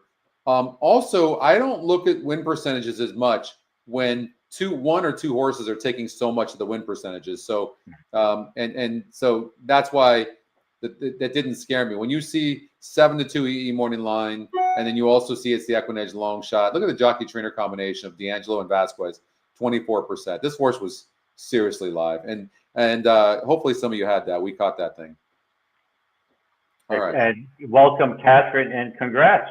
Boom. Way to go. And you know what I noticed when Catherine gives you a winner in the beginning of the show, she usually rattles off a bunch of them. So we're going to watch for Catherine for sure. Keep an eye on Catherine in that chat room today. Yeah, that's for sure. Okay, let's get back to race number 2. I'm on the 7 and the 8. I'm not sure. I'm most likely leaning towards the 7 horse, but I do think the 8 horse in race number 2 is live. You're on the Equinedge long shot, flat top box. You've played this horse before. You know the horse, so you're going to stay there. I think my concern with the 4 horse flat top box is it's going from a 44 SOR group in which it barely won. Now, I was impressed that it was 10 other horses. I will say that. And it was tactical, but now it's moving up against a much tougher group here. And there's other horses that have faced the likes of competition like this. And but this horse does have a little bit of some back class. If you look here against a 56 group, the horse got second. So maybe this horse is good enough to compete here. So it is the Equinedge long shot. It's also 9-2 on the EE morning line. So all right, that's race number 2. We have 2 more races we've got to cover. Race number 2, and we only have 13 minutes to do it. Here we go. Okay, I think we already delved into race 3, Scotty. Oh, we did. That's right. I'm sorry. I'm on Bright Light Show. Easier said is right. We're talking about easier said. Yep. Okay, so let's go to race number 4. So this is the last one for the feeders. And Scotty, you'd be on the 6 easier said Fletcher's horse. No, I'm on the 1. I like Skull Honor a lot. Skull Honor. Yes, I apologize. Yeah, I think Skull Honor is going to go gate to wire with Gonzalez, who's going to be very aggressive from the rail. That's what I think is going to happen. So I'll put a bet on that horse as well, as long as the horse goes off at a 2-1 or above. So okay. And I took you out of that one. I hate that horse, to be honest with you. Oh, you hate the horse. I don't like synthetic. It's a synthetic horse. It's based on the GSRs. It's not a synthetic horse. It's actually correct. So that's what you're right. But that's what I'm banking on. Right. That's your justification. That's your angle. Right. That's my angle. And the other thing is, I apologize. Yep, you're right. No, for sure. But the other angle here is this: if you see a race where you run the race simulator and the horse is like maybe the 2nd or 3rd or even 4th fastest horse in the race, but as long as it's within like a length and a half, like this horse is, Gonzalez sends these horses every single time. It's an angle that I have with Gonzalez. So he's aggressive, yeah. And he's super aggressive. Edwin is. So, and I think that's what's going to happen here. I know the 4 and the 6 are fast, but the 4 is a 2nd-time starter. The 6 is a 3rd-time starter. They've never really shown. The jockey's not looking at these horses going, I've got to get the lead. Does that make sense? Correct. And so I think Gonzalez sneaks up on them and he sends the 1 from the very beginning. That's what I think happens. Right. Okay. Sounds like a plan. All right. All right. We got it. So we got one more race, the 4th at Gulfstream. All right. Here we go. Let's see here. I'm sorry. Here we go.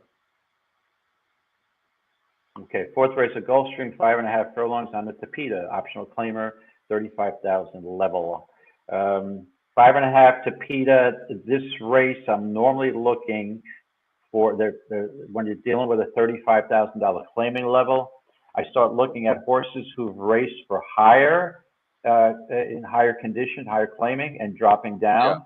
And a couple of them meet that. There's 2 horses that come out of a race that I was interested in the last time, and that would be number 4, Torches Past for Nolan Ramsey, and 5, Lazio for Murray Leitner. I prefer. I mean, they were both in that same race. Torches Past took a hell of a lot of money at a little over 2-1, where Lazio was 24-1. I was on Lazio that day because I thought moving up off of that pretty decent race at 35 into that 75, the horse was live, ran pretty well, outfinished Torches Pass. So I think these horses, and Lazio got had a bump start in that prior race. So dropping back down to 35, I think these horses are the prime contenders. So, Two Monarch, I'm not sure how the Turfway Park form translates to the Gulfstream Tapeta, so I'd give that horse a race. But obviously, the 6 is a definite contender. But for purposes of the contest, I'm going to give Lazio, dropping down, the slight edge over Torches Pass. So it would be 5-4 for me in the contest. Let's watch this race. So we're looking at Torches Pass, Buchero's Dude, and Lazio. Take the outside game. Now, you do know Buchero is one of the best sires in terms of breeding for Tapeta. So anytime we see a Buchero, and one first time out, so that horse is maybe live too. Fires to the lead, taken on now by Buchero's Dude, who's on to take over. Epitaph tries to hold his ground. So Lazio was the 5 horse. The Gray Moon Factor. Torches Pass was the 2. Tightened up for Buchero's Dude Lazio moving out the rail. Torches Pass was the 3. No speed at all from Go Jimmy Go. He'll have to go. He's last of all. Around the far turn at the 5/16, the leader Buchero's Dude by a head. Epitaph up alongside in second, 3 wide. Moon Factor is now third. Lazio is in between horses. So we're looking at the Lazio, Buchero's Dude, the 4. Okay. Lazio's the 6. Yeah. Reach the top of the stretch. A quarter of a mile remains. Still plenty of hopes here. On the outside, Dumb Money surfacing up to challenge Epitaph for the lead. Buchero's Dude is at the rail. They're an eighth of a mile from home. Dumb Money. What's up, Anthony? At the inside, from Tokyo. with him. From the outside, Lazio nice. Now third, 16th to go. Dumb I'm Money jealous. out by John Velasquez. Hey, Anthony. Thanks for joining. In front. Epitaph held second. Third was Lazio. Fourth was Torches. I mean, Lazio ran a decent race. Nothing so impressive, but I mean, don't forget. But I mean, Lazio rated, too long. Maybe the horse could be a it does little. look like the horse is changing leads right here. I would have liked to see a left-hand stick. But and even that still was making up ground. So, and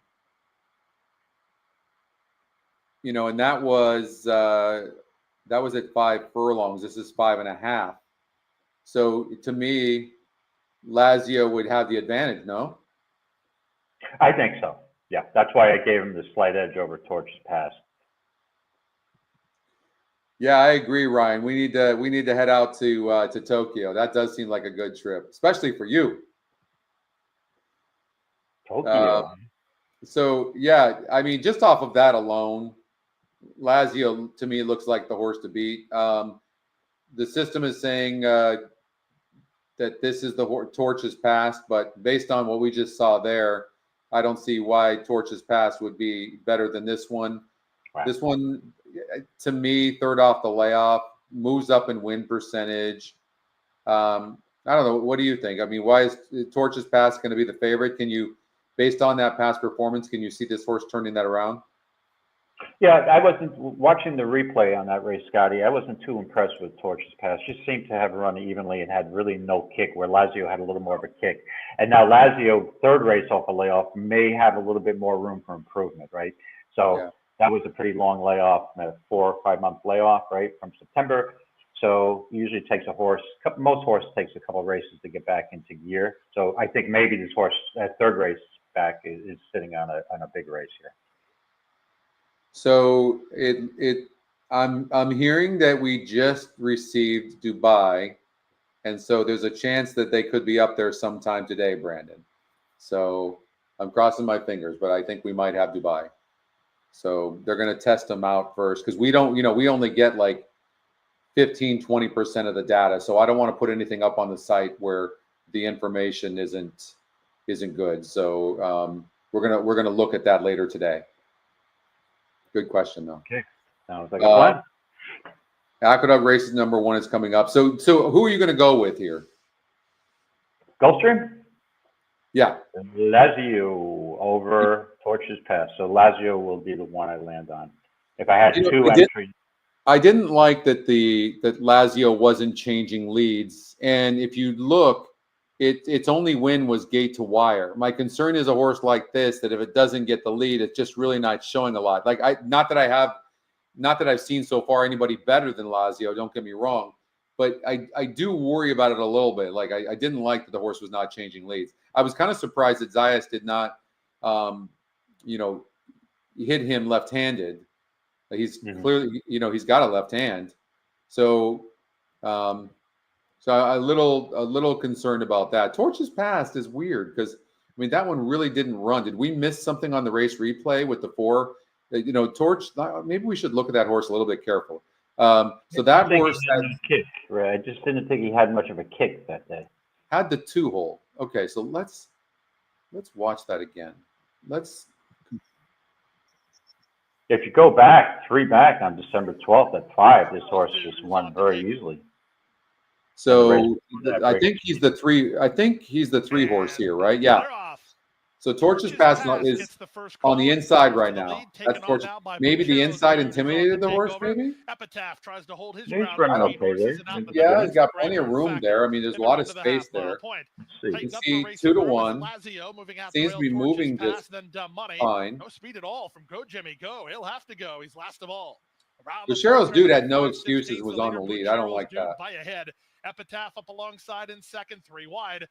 And you can see right now the 6 horse Lazio is rating just fine. And Lazio is definitely has horse. And right there he was asked, but he has no room to go anywhere. Lazio had the trouble and then had to go all the way around here. Now, Torches Past has every chance right now and is not kicking on. He had that, turning for home, he had that huge opening between those 2 horses and he didn't go through. Did he not like being down on the rail? Hey, look at he kind of checked up a little bit. I think you're looking at a 2-horse race here between those 2 horses. That's what I think. Mm-hmm.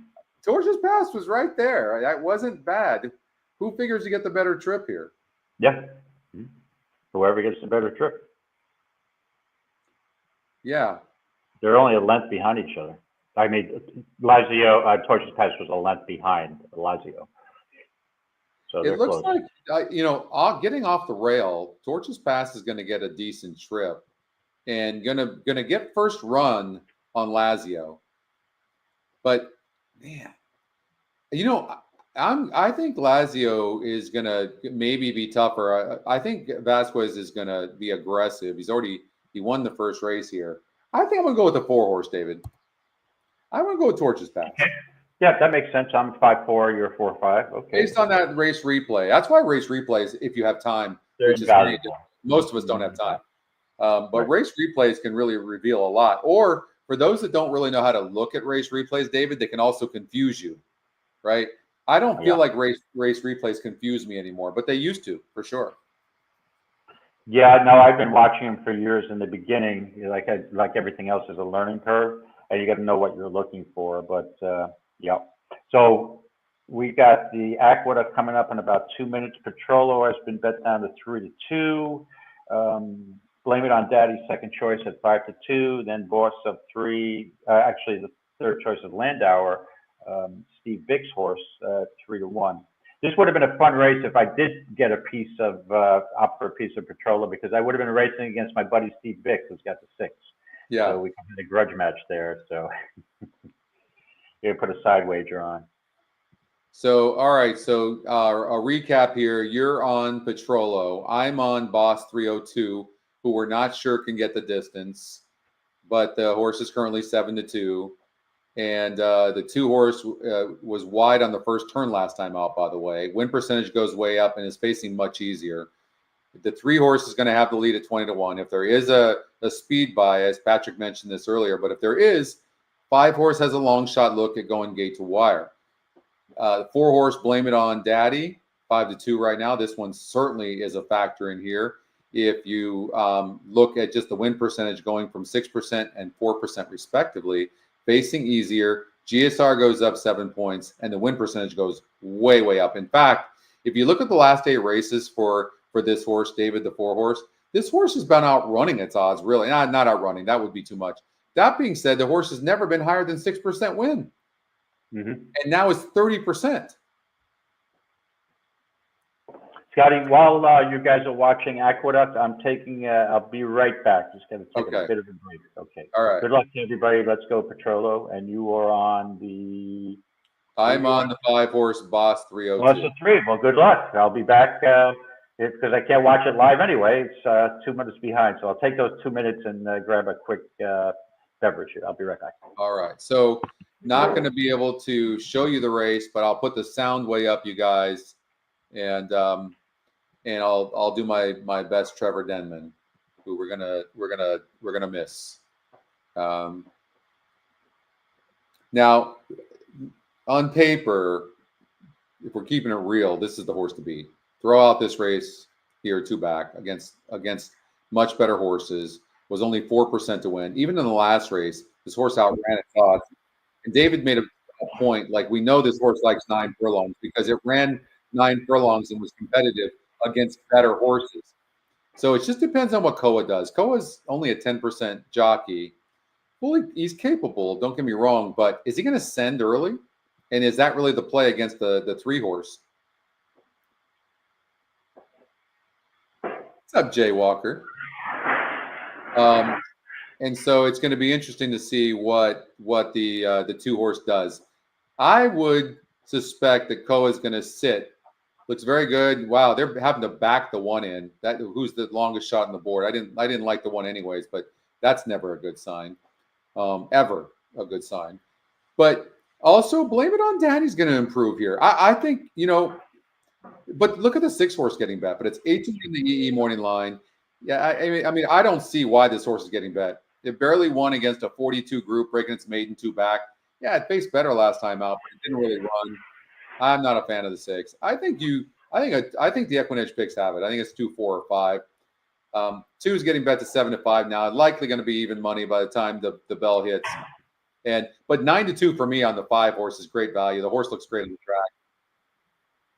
And Landauer is the last one to go into the gate. And they're going 1 mile and 1/8 here. 9 furlongs. The purse is $76,000. And the 1-horse didn't break out the gate. What a shocker. And the 5-horse, the horse I like, it did break on top. But the 3 is going to get the lead early. And the jockey on the 5 is in no hurry to push the 3, A-lister, who we knew was going to be on the lead. I thought this was going to be the 2-horse doing this. A little surprised that the jockey on the 5 decided to go with the 3. Maybe it was that outside, that 5 post, and maybe wanted to get in a good position. That makes sense. 2's running in 3rd right now. Petrola, who ended up getting off at 6 to 5. And you can see jockey's got a lot of horse. Koa's got a lot of horse. You know, the sneaky one to me right now is the 4-horse, Blame It on Daddy, who's sitting in 4th. On the rail, saving ground, not even being asked. Going to have to get the trip now because the 6 is coming on the outside of the 4. And they went 48 flat, which is actually pretty fast. And let's see if the 5 can get this distance of 9 furlongs. Right now, making a move on the 3, not surprisingly, but the 2's got horse. 4-horse is being asked now on the rail. Nobody really looks great right now. 2-horse is now taking the lead on the outside. Here comes the 6, who actually is getting bet. 5-horse is not taking to this distance, at least at this level. And 3-horse is not stopping. 3's in the lead still. Right now, you've got 5's not quitting, actually. Yeah, wow. 2 and 3 are dueling down the stretch here, and the 3 is not going away. We talked to 28 to 1.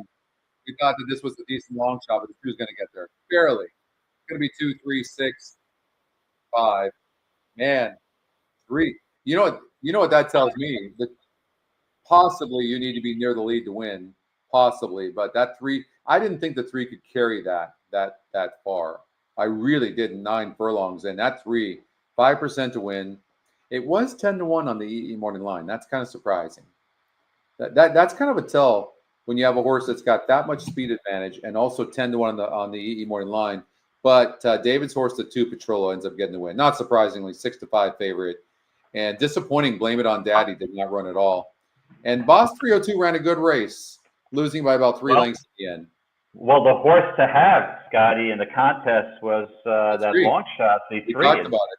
I thought Yep. that was a pop and stop, but this could tell you something that We're saying. maybe the Big A racing surface is of somewhat speed bias today. When you see a 28 to 1 shot who normally, like I said, pops and stops, For sure. held on pretty gamely. So, whoo! I didn't think I'd sweat that out so quickly at 6-5. What's going on, Bill? All right, let's get to Gulfstream Park race number 2. And David, I'm on the 7 and 8 Breakwater. Who is your 2-1 favorite at the moment? And I agree, Patrick. Koa getting off the rail in that first turn was absolutely key. It made if he doesn't do that, that 3-horse wins that race 100%. So there's a 10% jockey making a really nice move. And I don't mean to interrupt, Scotty, but yeah, I heard that thing that Petrolo doesn't love being down there.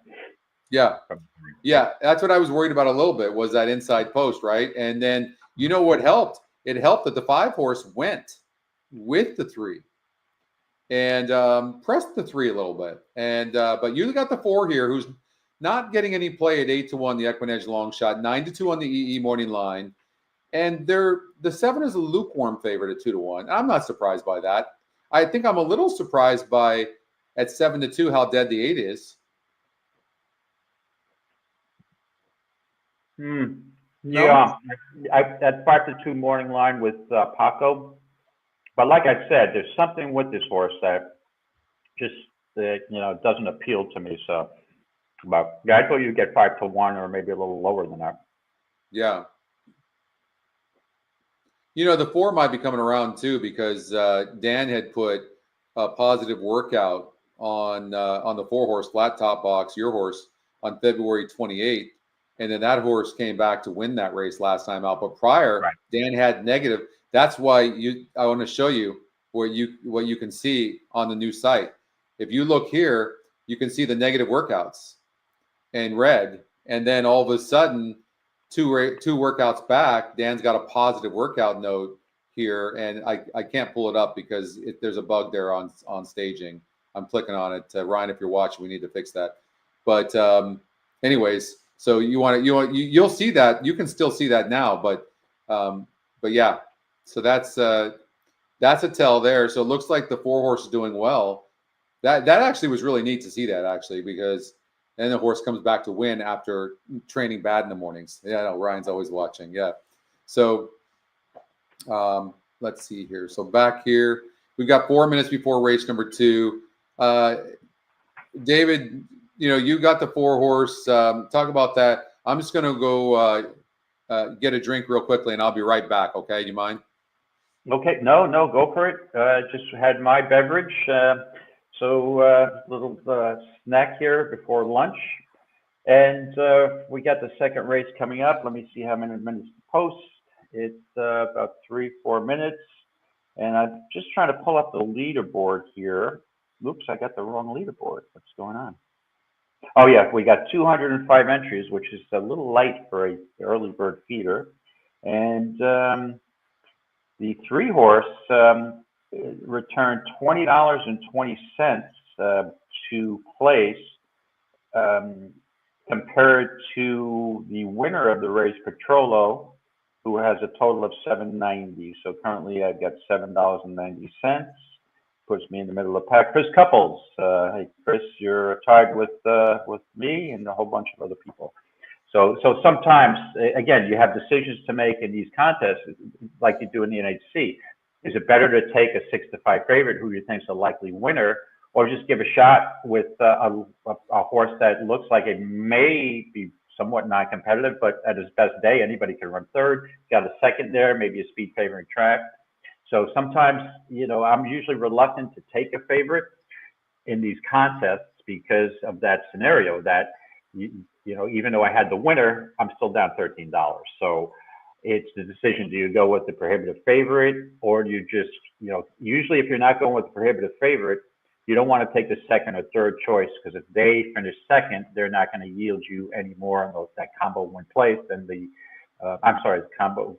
Not going to yield you any more on the place price than compared to the winner, the win place combination. So Good performance by that 3 there, but I think it may be may have benefited from wouldn't say speed favorite, maybe a speed somewhat biased type of track. We'll see. We'll see as the day progresses.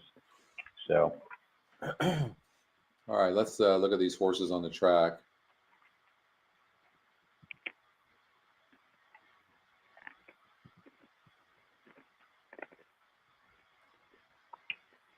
So,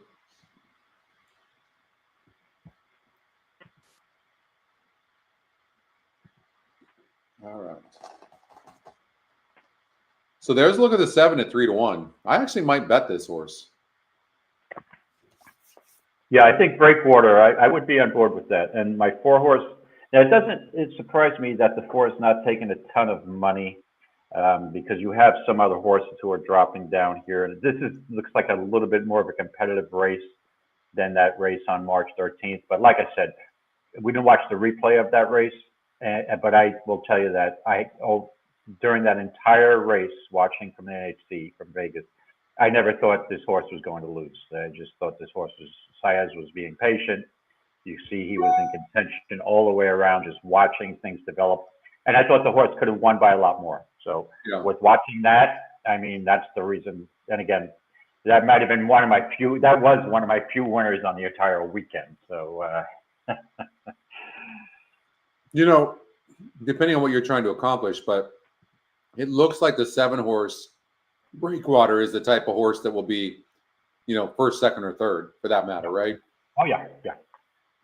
So, I mean, that's the type of horse that depending on what, especially this lukewarm favorite, you can get some odds. Like if we look, let's see here. Let's look at these payouts. So, or probables.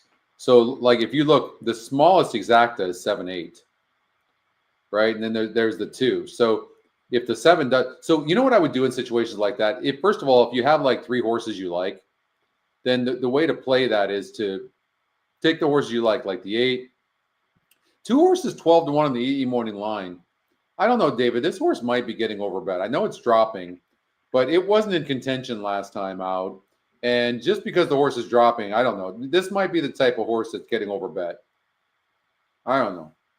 Well, the one concern I had here that was it maybe, this is second race of Haleoff, but drops way down. I mean, he was just totally overmatched in that race, the Palace View. But second race of Haleoff drops down to the lowest level it looks like this horse has ever been at. And you would think maybe if you go back in March of 24, had a win over the synthetic. So maybe this horse is just in terrible form. So I prefer to give the 2 one more race before I'm ready to pull the bankroll out of the pocket. So I think I'm going to take your advice. I'm playing a 4-7 exacta box here. So the way I would do it, so I'm going to do an exact 4, 6, 8 The horses are approaching with the 7. 1 minute to Is the how I'm playing this. Pick 3. And then I'm going to bet the 7 to win. That's how I'm playing this. I'm doing it a little bit different. An exacta box and betting the 4 to 1, 4-7 exacta box and betting the 4 to 1. Better price, 7 to 1. And then my horse finished second if the 7 wins. I'm getting the smaller of the exacta. All right.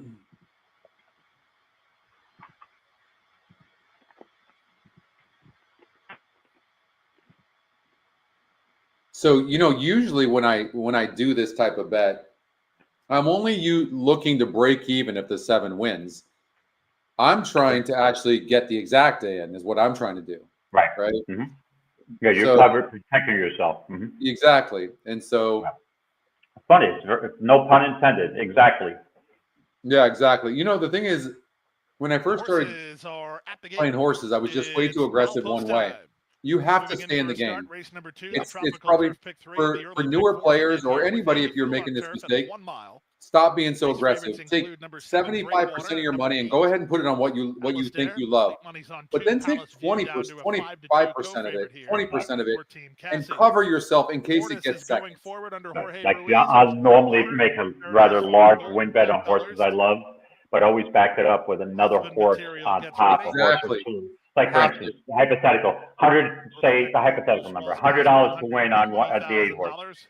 Still time It for might be wagers, 6 but or you'll 7 have to to 1, hurry. but then two $20 doubles, 2 horses over that horse to protect you, and you'll still show small, possibly show a small profit if your horse 3 runs away second. from a start. Exactly. Flat top box, husband material, and Jerry's turn.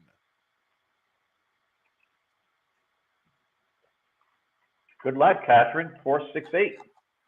And Catherine, I'm assuming you're hiking at the Saratoga Saratoga Spa State Park, correct? I used to love doing my training sessions there for my for when I was back in my running days, my 10Ks and half marathons. My distance workouts would all be at that park. I love that park. I miss that park so much.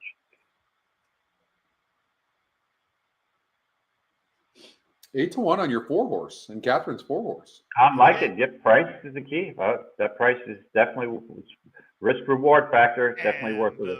They're off. 4 broke good. Good start in the 7's in middle last, for but Remerton, broke who heads fine. off for the early lead. Flat top box has speed. Ortis I have no away in the problem with the top 7's position right Husband now. material guards that inside spot, and Jerry's turn gets started on the outside. Back from there, Alistair looking to get over as Palace View taps on the brakes. The 4 doesn't really want the lead. I Breakwater don't is know if second he's last, and the early trailer is TB12 always. And the run around the first turn with Nobody's inside taking it. Might as well position. take it. Flat top box leads narrowly. Remerton is alongside in second. Alistair worked over from the outside draw. He lands the 2-path. He's a bit keen down at the inside. Husband material is also a bit keen as Ortis is 3 wide. Breakwater is next as they slam The 2 on the and the brakes. 7 are in between horses right now. And Palace View works between for Bravo. Not much from first to last. No more than 5 lengths to an opening quarter of the 24 9-horse, flat. who I don't believe is Race a to the factor in half-mile this point, race, and flat top is box hurting has the lead by 7. half a length. Remerton is second. Husband material is along the rail. Alistair is between horses and 3 wide Ortis. Palace View is together with Breakwater and Jerry's turn. And long shot TB12 always shuffled the last. They leave the backstretch and move on the far turn now. The leader, flat top box, 3 parts of a length. Remerton is there second. 3 wide is Ortis. Alistair held up between horses for Paco. Husband material is jockey in the 7 is going to have to has have. traffic problems. Like, go. So does Breakwater. There you They're go. on their way home. Right it's there. Still flat top That's box. a good he move. Tries to shake free. An eighth of a mile remains. Flat He's top not box. changing leads. He's got to hit him left. Go. Ducks to the rail run to try to get through. Down That the center. goddamn 8 who I didn't like. Go 7. On a roll next. 16th to go. See, he Come got on with that. Flat top box right back at him. Get up 4. Rail to win it. Oh, man. Paco. Alistair gets the final call. But 4 ran a good race. He had the wrong horse in the exact. The 8 who I said I didn't. Well, 4 ran good. Look at the late money the 8 took. That's at 8 to 5. I didn't want that horse. Amazing. Yeah, I'll top take the 4 to Equinedge 1. pick, Equinedge long shot. Like these are just 2 algorithms, right? If you look at the first race, look at the first race. First race, 3-1. 3 was the Equinedge long shot, and the 1 top picks. This is a lot. You can go to yesterday's races and look at all of them. In this race, 8-4. It's constant. These algorithms are just incredible, and it just amazes me with all the horses it has to choose from how it comes up with this stuff. But 4 ran good call. 7 horse, unfortunately, was in between horses, and on the turf, that's what you have to be careful for. That's why you get prices so much on turf, because there's a high likelihood your horse does not get the trip unless it's the lone speed. Correct. And Catherine was right on that. Boom. We happen to outsmart ourselves, and we used the 7. If we just went with the Well, I only like the 7. I like the 7 and the 8, but you like the 4. Right. But Catherine might be on fire. I don't know that the jockey. I'd love to blame the jockey, but I don't know that the jockey. I think maybe he should have gone a little bit early. I don't know. If you're coming from behind, you're going to always be at the mercy around that turn, right? Right. All right. Are you ready to get to the qualifier now? We got about an hour and a half for the 10 races. Let's get Okay. it rolling. It's 1:30. Yep, we got to wrap it up at 3 o'clock. So an hour and a half. All right. Race number 7 at Tampa Bay. Let's. Okay, let me pull it up. And in all, I did most of my aqueduct work because of the notes, but I didn't look at Tampa, so we're going to wade through this. So What's 7th up, race. Tyrese? Yeah, way too long. Where the heck have you been? We missed you, brother. Wow. Have you not been playing? Taking a break. Tyrese, one of the OGs. Oh, really? Yeah. I haven't seen Tyrese in forever. Okay. All right. Talk us through race number 7. Okay, so race number 7 at Tampa Bay Downs. We're a mile and a 16th on the turf course, $25,000. Non-winners at 2 lifetime, $25,000 claimer. And I did take a brief look at this race, and I started scratching my head, to be honest with you. And I just didn't know what direction to go to, but the first impression I had here was the way the pace scenario seems to shape up in my eyes is I want somebody either on the lead or close to the pace, because I don't think there's a ton of pace here. So if you can just refresh us, can you give me the pace metric from the top down? Yep. So the 6 horse is going to have the lead clearly. And how much? What's the exact number advantage he has? First call going to be. He's got an 84 like and then 2.5 lengths in front, like of the next closest horse, and then the second call it goes to 3 lengths, and then 2 3/4 lengths of the third call. So 6 horse controls everything as far as pace goes, if you believe. Right, but never won at Tampa, never won at a mile and a 16th. My first impression is this horse may be better suited to a mile. So now I want somebody who's stalking that pace and who's the first one to take over. Would that be the 5 horse, I would assume? So at the third call, or maybe the 7. 4, 5, and 9.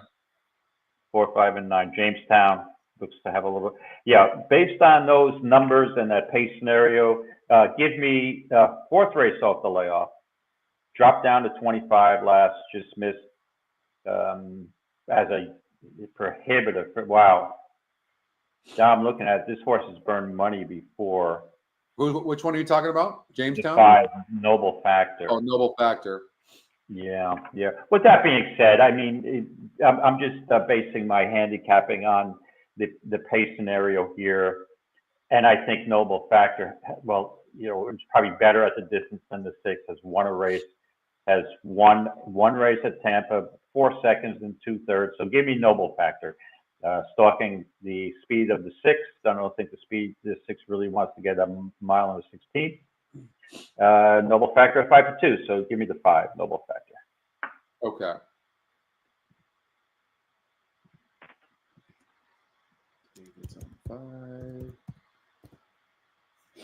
I have an interesting long shot here in this horse.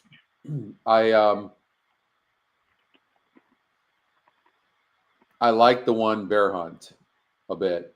I think, there's just the fact that this horse ended up as the Equinedge long shot is super interesting to me. It could have chosen the 6 horse, and it could have chosen the 2, the 8, the 3, the 7, but it chose the 1. And then when I look at the favorites, like you said, Noble Factors burn money. Jamestown draws that outside. The 4 horses 8-1 on the EE morning line. Like this thing is screaming long shot. So now, as far as the main contenders in the race, I do think it's probably the 9. I don't look at the 9 horse as a money burner. It got second last time out as the favorite, and but the win percentage drops, and I was surprised. But I'm not so interested in the 5 horse who has burned money, like you said. So, but the one thing I will say about the 5 is when you look at the race 2 back, where it got bet and it got 7th, it faced a 58 group, and it was only 10% to win. So maybe we should be forgiving that effort, not holding that against the horse. And then in the first race off the layoff, that was a long layoff, David. And that horse was only 8% to win, faced a tougher group than what's lined up today, broke from the 10 hole, only lost by a length and a half. I think it's last race that's throwing me off a little bit. And it was the big favorite, and it got second. I think that throws me off a little bit. Right. No, I agree. Mm-hmm. That's a little concerning. Yeah, when a horse is 4 to 5, actually 3 to 5, and can't get up. Yeah, and then you have Jamestown, who lost as the even money favorite last time out as well, against a 50 group. Yeah, that's why it's a 9-1 is a 2 lifetime, right? A lot of these horses have a problem getting. You got a 1 for 15 here, 1 for 10, 1 for 12, 1 for 14, etc. And I don't know. Let's look at, but we got Marin got off of the 9 horse last time out to ride the 5, to stick on the 5. Now, and he stays on a 5. Yeah. He's 25% with Rodriguez, and Marin is 25%. Centennial is, though, 24% with Delacour. So it's super interesting. As far as I think the most likely contender, Scotty, even though I did note Patrick's comment about the 4, who I think is, based on the turf race 2 back, is a contender, but the prime contenders here in my eyes are the 5, 6, and 9. I don't think you can go wrong with any of those horses, even the 4. I think you're going to get some pace, but there's a likelihood the 6 horse is going to stop. I mean, it just keeps on stopping. And today, again, if the pace is slow, maybe this is the day where the pace is slow enough where this horse can get the mile in the 16th. So, but that always concerns me. I'm going to follow Marin. I'm following Marin with the 5 horse. I don't know that the 9, the 9's going to probably be wide around the first turn. Let's take a look at the 9. See, look at what is projected here. So,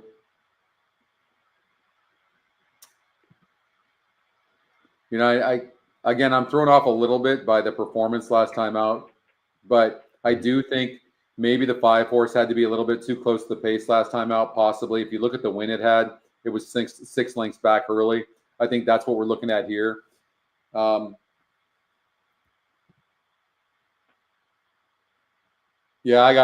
think we got to come right back with Noble Factor. I think the race might set up for the 5. I like the post position. The main competition in my mind is the 9 horse Jamestown, who draws wide. And so for those reasons, I think I've got to go with the favorite, which I hate to do, but we need winners too. But I can't find a long shot that I think. Right. That's the issue here. Yeah. Right. You know what I'm saying? Yeah. Mm-hmm. I mean, Rough and Rowdy on the race simulator closed it a little bit, but the horse was closing against an easier group last time out. So I don't really love this horse either. No, the race falls apart. Maybe I don't think the 5 is a proven loser. It lost last time out as the favorite, but I don't think necessarily you want to throw that horse out because of that. So I think we're both going with the 5. Right, and it's only 1 for 8. There's a lot of horses here who've had many more chances than that. So 1 for 8 works for me with 4 seconds, maybe to get over the top, going on the 16th today. I will say I do think that 1 horse could run a good race, Bear Hunt, because there's no run with all the long shots it could have chosen. It chose this 1, and this horse is dropping in class from that last race, going 6 furlongs. It had a layoff prior to that, and Camacho's aboard. Camacho's a good jockey. I mean, I'm 1 ticket. I'm going to play the 1, just as a hunch, and it's completely a hunch. But yeah, yeah. It's only 10 to 1. It's not like it's horses 30 or 40 to 1, where it's just you don't know what you're getting. Third off the layoff, shipping in from Santa Anita, stretching out, but. Yeah, no, I've seen horses. No, and Patrick's right. I get it. I totally get it, Patrick. But knowing the system, like I know the system, yes, it's like this. It seems sneaky to me. Agreed. So I think I'm gonna take a chance here with the 1-on-1 ticket and the 5 on the other. So just if you're playing 2 tickets, you have that luxury. If I'm only playing 1 ticket, I'm 1,000% using the 5. So Okay, we're on the same horse as our primary pick. okay, so the next race we're gonna cover is Tampa Bay race number 8, which is event number 4. Okay, Tampa Bay, race number 8 is an $8,000 flamer, non-winners 2 lifetime, going 6 furlongs.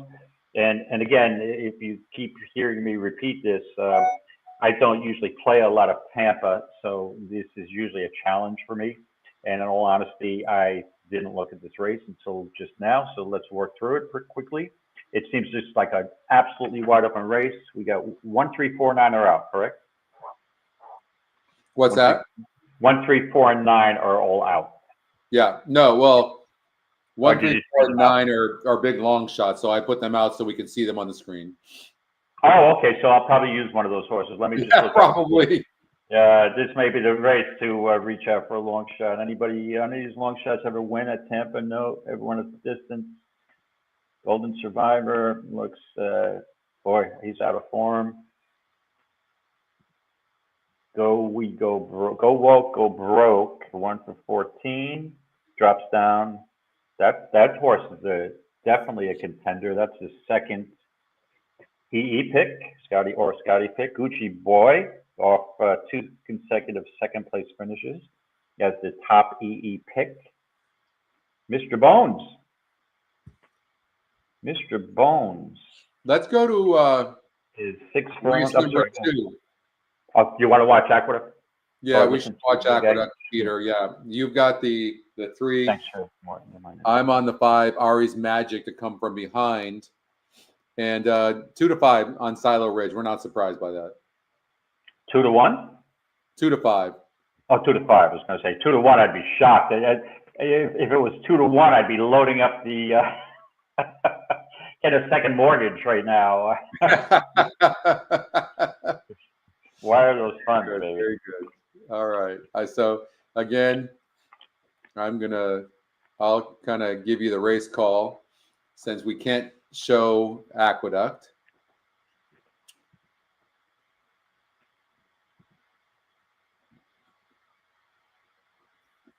Oakland Park's coming up in 3 minutes from now. And if you're interested, Oldie's notes are on at Oakland Park. Right. Always has excellent notes, but go ahead. Yep. You do Aqueduct, so David's notes are here. And then, of course, Justin does Gulfstream Park. Mike Saletta does Santa Anita. Jake does, he was doing Turfway Park. He's going to be doing Keeneland, which now opening day is on Monday, I believe, correct? Or is it Sunday? No, Sunday. Weather permitting, I'll put it that way. Weather permitting. But how great is that going to be? On a Monday and a Tuesday, we get to have Keeneland. Yeah, I was going to travel back up to New York via automobile on Monday or Tuesday, but I think I'm putting it off till Wednesday. Okay. And I think I may be stopping at Keeneland on the way up on Friday, play that contest. And if I do well, I may stay for the Grade 1 gamble. If not, I might just head back north on. When is the contest? Is it next weekend? Next Saturday. But just for your info, they predict rain also for both next Friday and Saturday. But again, that's a long way off. It's a week away. It's such a great meet. I hope. I know. Yeah. I love going to Keeneland. Well, your big favorite is the 3. That's your top pick. You know, in your defense, you don't take favorites too often. Correct. But I will when I just think that there's no other alternative. And we're playing the contest, so just for full disclosure, this is a race because we have such a prohibitive favorite. I will pass for real money. However, I did play a pick 5 single and Petrolo, and I'm singling this horse. I did a 3-5 exactly. So for me, your 5 wins, you're still going to get $5, $6, $7. There's nothing wrong with that. Absolutely not. Mm-hmm. 3's acting up. I think he did that the last race too. That's not what you want to see with your 3 to 5. I agree. Wow.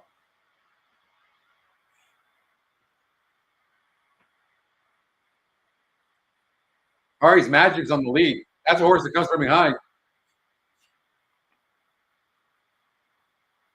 I still haven't gotten out of the gate for me, but we won't. We'll go there another day. The three's in last. Oh, great.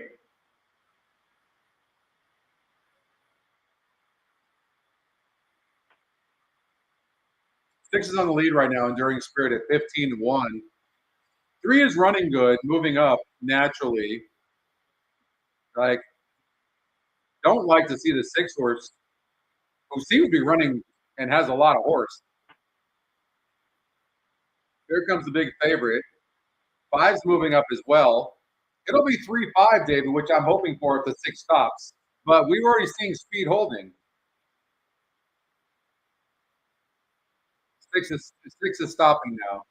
This is 3 and 5 in some sort of order.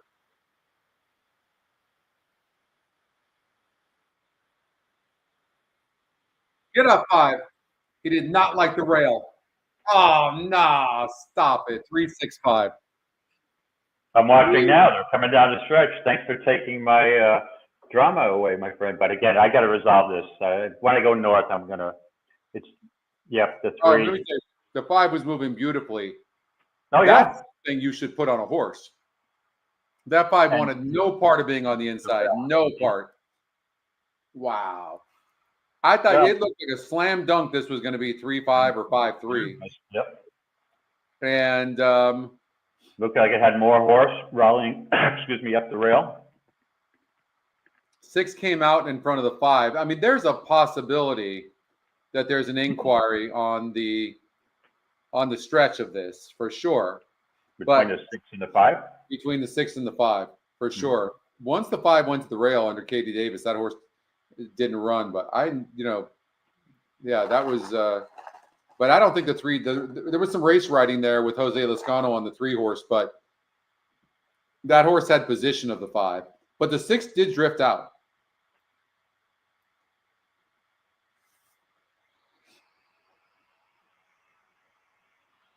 We'll give it a minute here and see if they'll call. And again, as is such in the first race at Aqueduct, where the prohibitive favorite won, this is even more of a prohibitive favorite, but then you had a long shot finishing second. So if you had the 6 horse here in the NHC feeder, probably assuming you got a little bit more of a price. There is an objection, David. Other play, okay. I don't see that. Oh, you're like 3 minutes ahead of me, so okay. Well, the trainer of the 5 is calling an objection against the 3. No. Train. Yeah, that never works. No. That doesn't help me anyways. Right. No, hold it. The objection to 5 on the 3. How's that? Yeah, 5 on the 3, not the 6. I thought the 6 came out, but I didn't see anything. I didn't think the 3 did anything. The 3 had the position. So and the 3 was rallying. It was going to win for fun, and not for fun, but was going to win rather comfortably based on that rally coming down off those fractions. All right, let's get back out to Tampa Bay, race number 7. Or race 8. Yeah. Excuse me. Race number 8, 6 furlongs, $8,000 claimer. None was a 2 lifetime. I just looked at this race, and I've got again, these none was a 2 lifetime. You have a lot of 1-fers. One Gucci Boy, the top Scotty pick is 1 for 23. Yeah. The 10 is 1 for 20. I mean, I'm usually looking for a horse who's got less starts. This is tough to find here. Little Lukey, it looks like the speed here, right? And is only 1 for 5 lifetime. Drops from a 16 claimer to this 8,000 lower level. And however, has lost to a few horses that are in this race in the past. Well, actually, no, beat 2 back. Little Lukey looks tough here with Ferrer. That's where I mean to go in there, or Mr. Bones coming back from Tampa, 12-5 claimer. You know what? I'm going with Mr. Bones. This 6 horse for Kevin Rice drops down to the 8,000 level after racing at Presque Isle on the synthetic. Spotty form, but I'm just looking on the drop down. So I'm going to take a risk on a drop down. I'm looking for a couple prices because it's getting too chalky here. So give me the 6, Mr. Bones. If I had a second ticket, it would be the 5, Little Lukey. Ryan, we both like the 5 horse. I thought the 1 horse, the Equinedge Long Shot, was interesting at a price. More of a hunch than anything, to be honest with you. But the 5 horse looks like the horse to beat.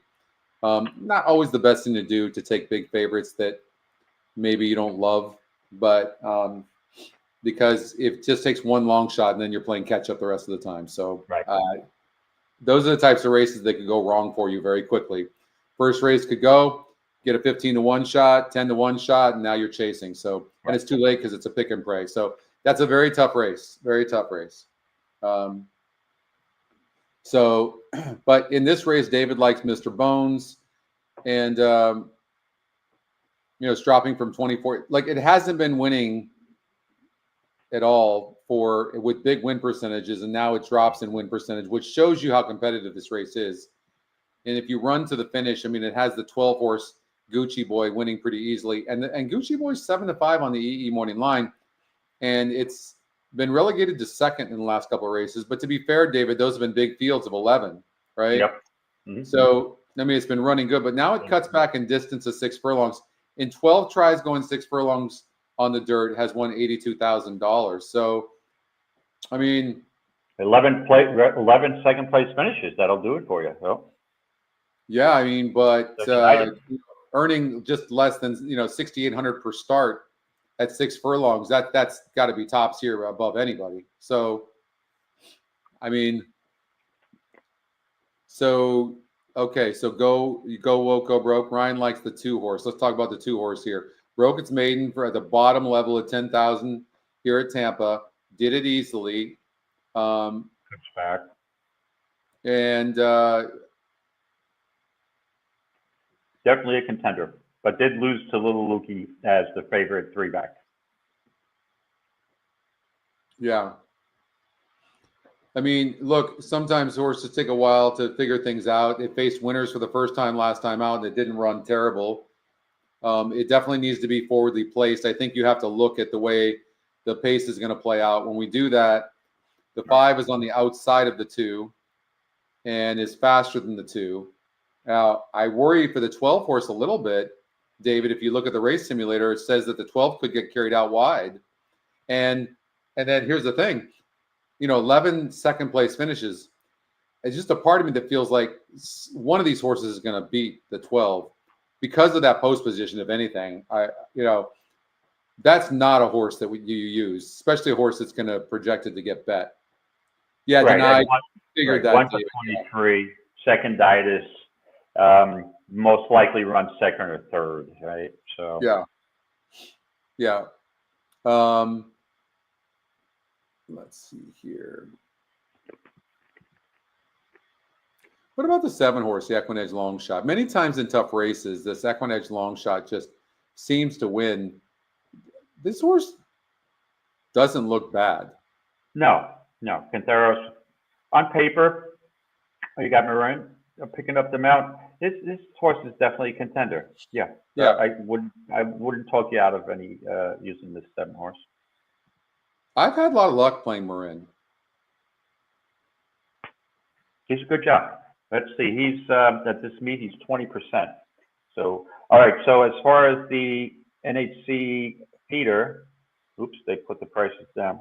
So you got more of a price for the place horse in that race than you did for the win. Yeah, not surprising. Saddle Ridge 260, 220, Enduring Spirit 760. So really, Enduring Spirit was the horse that to have. But let's see how that leaderboard shakes out, and we can go to the next. The third coming up soon. Yeah, we're gonna watch this third. I like the one. I told you I really like the one. I think Edwin is sneaky, and he's sending this horse, and I'm playing a good bet on it for sure. And I'm on the 4 Bright Lights Joe. All right, let me just take a look, shout at that leaderboard here. Where did it go?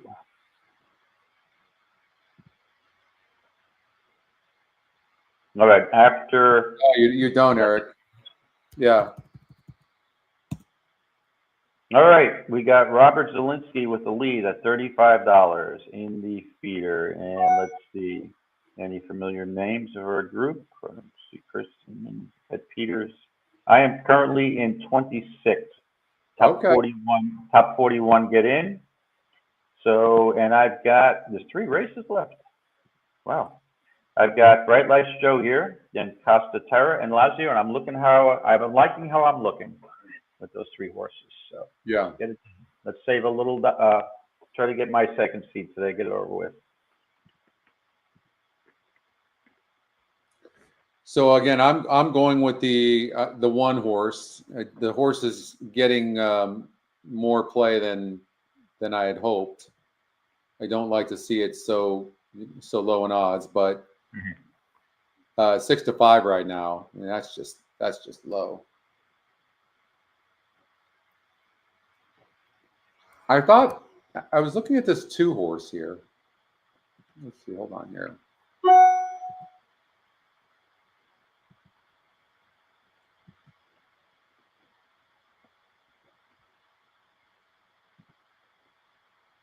Look at this.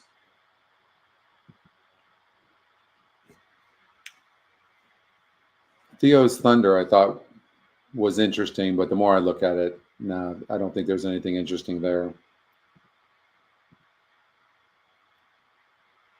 Easier Said, the 6 horse.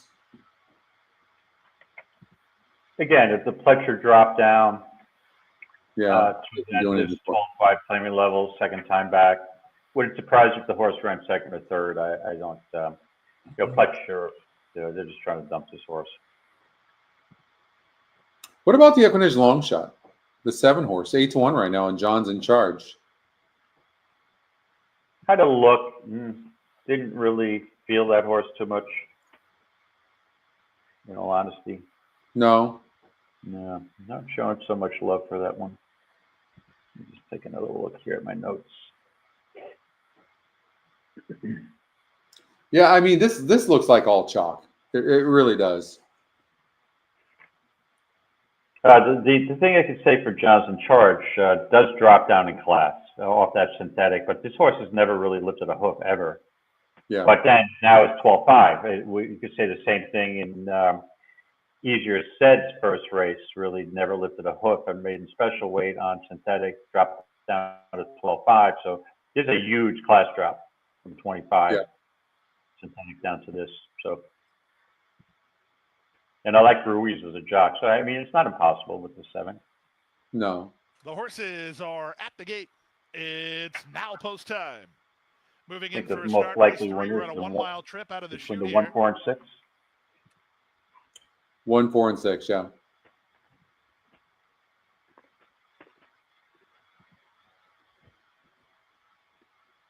I think the 1's going gate to wire, but let's see if he gets sent. Easier Said walking. Gonzalez is super aggressive. Looking for his second riding victory of the day. And Diaz, I think, will be right on him with the 4. Field of 7 all set for a start. Good luck, everybody. They're off. Breaking outward at the start was Golden Skull. Bounced around at the beginning was Easier Said. So the 2 favorites with less than stellar beginnings, but they're both forwardly positioned. Meanwhile, Bright Lights Joe emerges from the crowd. The 1 did not break good. It's Bright Lights Joe out of the chute on top by almost a length from Easier Said in second. Moving up toward the inside, Handsome Fox is now third. It's a length and a half to Golden Honestly, right now, Skull. advantage 4. Together with John's in charge. He might have gotten an easy lead here with the 1. I mean, the 1's behind the entire field. That's just not a good place to be. Behind Bright Lights Joe. 6 is running very good as well. Quarter, Bright Lights Joe leads by half a length. At the rail, it's Handsome 1's just having a nightmare trip. Said. It's a length and a half to Skull Honor. He's down at the inside of joint 4th now. Karif is 3 wide and held up between horses. That's Theo's Thunder as they race their way past the I can't imagine that that's what they were envisioning the position the 1 would be in. And Bright Lights Joe still has the lead. There he comes now, though. To attack mode second, drafting behind the speed. Four's done. This is between the 6 and the, you're probably right. 1. Along the rail, Looks then like. it's Karif. That's all for John's in charge as Theo's Thunder is underway from the back. They run to the top of the stretch, 5/16 from home. Easier Said, striding clear to lead by a length and a half. Here's the other favorite, Skull Honor, to the attack on his flank second. Dropping back to third is Handsome Fox. That's all for Bright Lights Joe. Then Theo's Thunder, and they're on their way home. Here Come on, comes Golden Scotty. Skull on the outside of the leader. Easier Said, they're an eighth of a mile out. Easier Said, roused on the top end. That Trying six to did hold not off stop. Skull on That's her, too bad and too. it's still You know, I had a Skull Honor trying to get to trifecta, Easier 1, Said. 6, Easier 3, Said driven 3's out. 19 to Three in 1. front. Skull Honor 19 can't to reach it, 1, nor can yeah. anybody else. Easier Said. Yeah, that's too In bad. front. The four Second just is Remember Skull about Honor, that four ahead too. of Theo's Thunder, Stop. who's That up too. for third. Then There was something about that too. Great Lakes But Joe I fifth I at didn't play it, 145. but that break cost the 6 was good. The 6 was good there, but the break cost the 1 as well. But Okay. all right, let's get back out to race number 8 at Tampa Bay real quickly because I didn't come up with my play. Hold on here, Tampa Bay 8.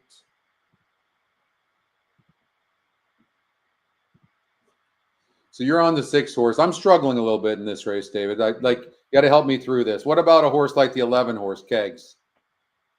I thought the horse had a shot. I mean, big improvement in the last race.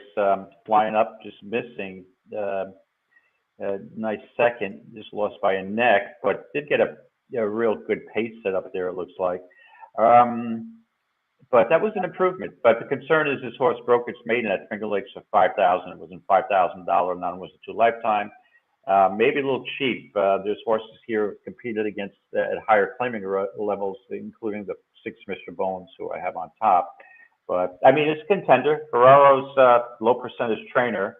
He's 8%, but he's clicked with a few here from Finger Lakes. Yeah. I mean, it looks like the horse can rate a little bit. The horse has tactical speed. I prefer the 2. I prefer the 2 or the 5 over the 11. Yeah. He's playing a second ticket. Let's see here. Why is this horse showing? I don't know why. I don't know why they do that. Oh, there was some odds showing in that race, but they're gone now. Okay. I do worry about the horse early on being in between horses a little bit. The 10 is somewhat fast. The 11's fast. And so usually in a situation like that, that helps a horse like the 5 horse. But I mean, the 5 is going to have an easy lead. Could this 5 go gate to wire? Yeah, I think the 5 is very dangerous going gate to wire. He's going to face pressure from the 2 though, but they could get into a little bit of a duel here. That's why I'm looking for a price here. That seemed to be a little chalky going forward, even with the races coming up. So that's why I went with Mr. Bones dropping to this lowest level of his career. I'm going to go with the 7 horse, the Equinedge long shot. I just don't love the favorites, and I think that the 7 can sit behind horses. I think going from 5.5 to 6 furlongs is a good thing, and the horse actually has a really good GSR on the new GSRs too. So I'm going to go that way. Yeah, I'm going to go there. Okay. So I'm locking you in on the 7 anniversary, Scotty. I'm going to go the 7. I'm putting in my 7 anniversary. So let's do that. David's on Mr. Bones. And yeah, there we go. Okay. So now Tampa Bay race number 9, David. Let's do that. Tampa Bay 9. Tampa Bay 9. We've got a mile out of the turf chute, maiden $16,000 claimer, and we have a gigantic drop down in the 8 Big Shoulders, dropping from maiden special weights at Gulfstream Park on the dirt to a $16,000 maiden claimer on the turf. And if you can just pull up the GSR on this horse for the turf compared to the dirt. And which one?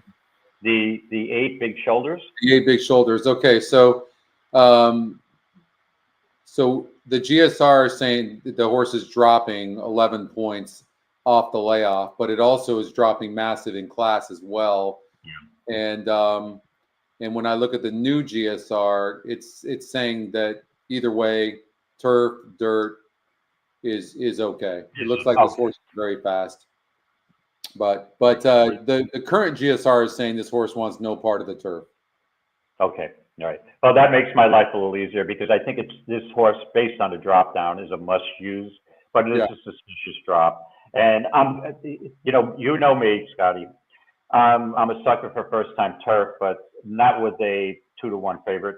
So give me the price. Raise Blue Wagon a hard spun, debuted at 6.5 furlongs on the dirt at Tampa, and really didn't lift the hook. Now stretches out to a mile on the turf, and that's my angle. I'm going to give you something interesting, and I don't know what's going to prove true. Okay. But I'm going to give you something interesting. So the GSRs here in this race are all low. So the fact that the 2-horse looks like it's dropping a little, GSR looks like 11 points. But I'm going to give you something super interesting. And I don't know which is right. I can tell you statistically, what I'm about to tell you is the new GSR is that we're testing. Again, it has some bugs, okay? So, but I'll tell you what I'm looking at. The new GSR shows the 2-horse on the dirt with a 38 GSR. You know what it is today on the turf? 63. 63. Okay. So 25-point increase, and it's also the Equinedge long shot. Yep. All right. I'm on Ray's Blue Wagon. So let's go, Ray's Blue Wagon. How can I go away from that? I'm going with you. All right. Make it easy. Make it easy. Right.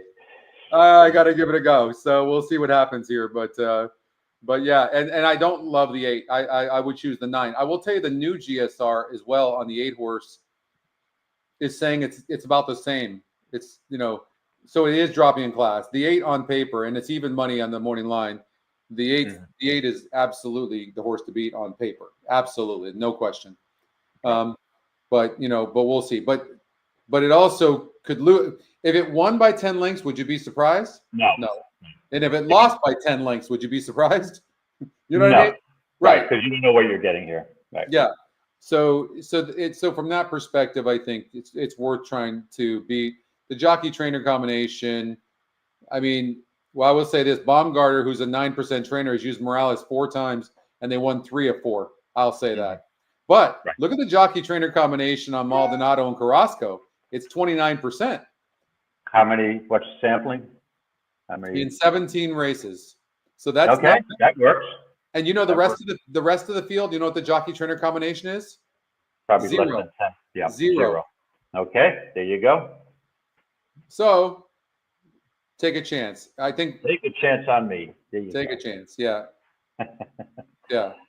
So all right. So we're going with the 2. Let me put my picks in on the 2. I did it there. Blues Ray Wagon 2. I do think the 9's a player, David. I will say that, for those, I personally like the 9 way better than I like the 8. That's, personally, but personally, not really going to be too high on a trainer who's 1 for 44. I saw that. Yeah, it gets a new trainer for sure. So yeah, maybe the favorites in this race are worth beating. And then, so what you can do, by the way, on the race simulator is you could take away the 8 and the 9, right? Let's just say you think the favorites are vulnerable. This is what you should be doing. And next thing you know, you got a first-time starter in the 7, Cinco Halo. The problem I have with this horse is why didn't the Equinedge long shot choose the 7? Because the first-time starter, I would have hoped that it would have done that. Right. Also, by the way, the 7 horse on the new GSRs has the second top GSR. So could these connections all of a sudden pull a big upset? The horse has 2 bullet works. I mean, not really with a lot of samples those days, but yeah, I mean, the connections are small. I got to go with the 2 horse.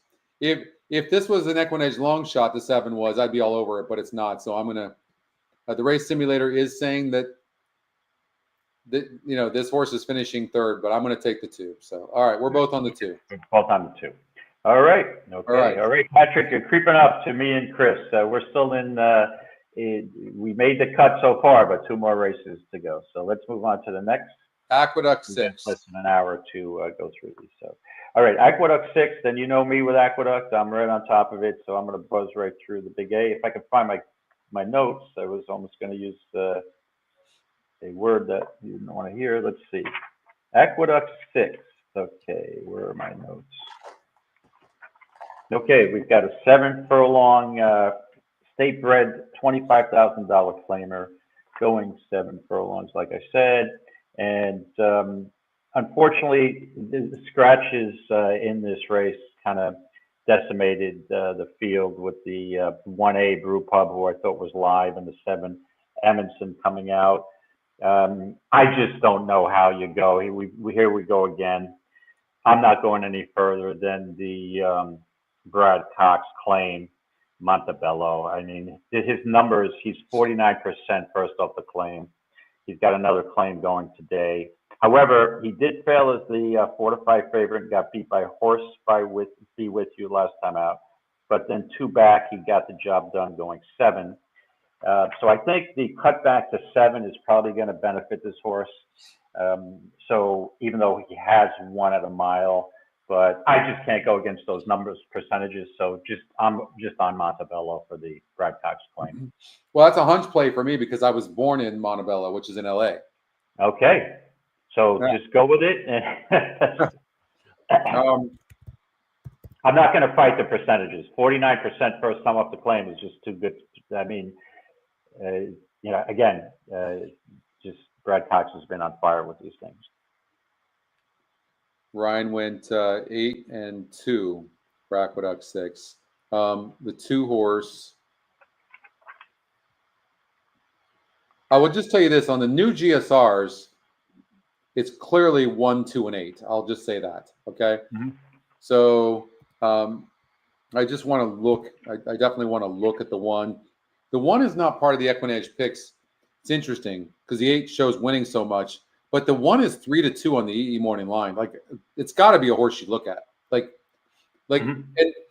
and you might even get odds on this horse because of on paper it doesn't look all that great, but I mean does have 12 wins in 38 races. I mean she likes to win, and she's been off a little bit of a layoff, couple of month layoff.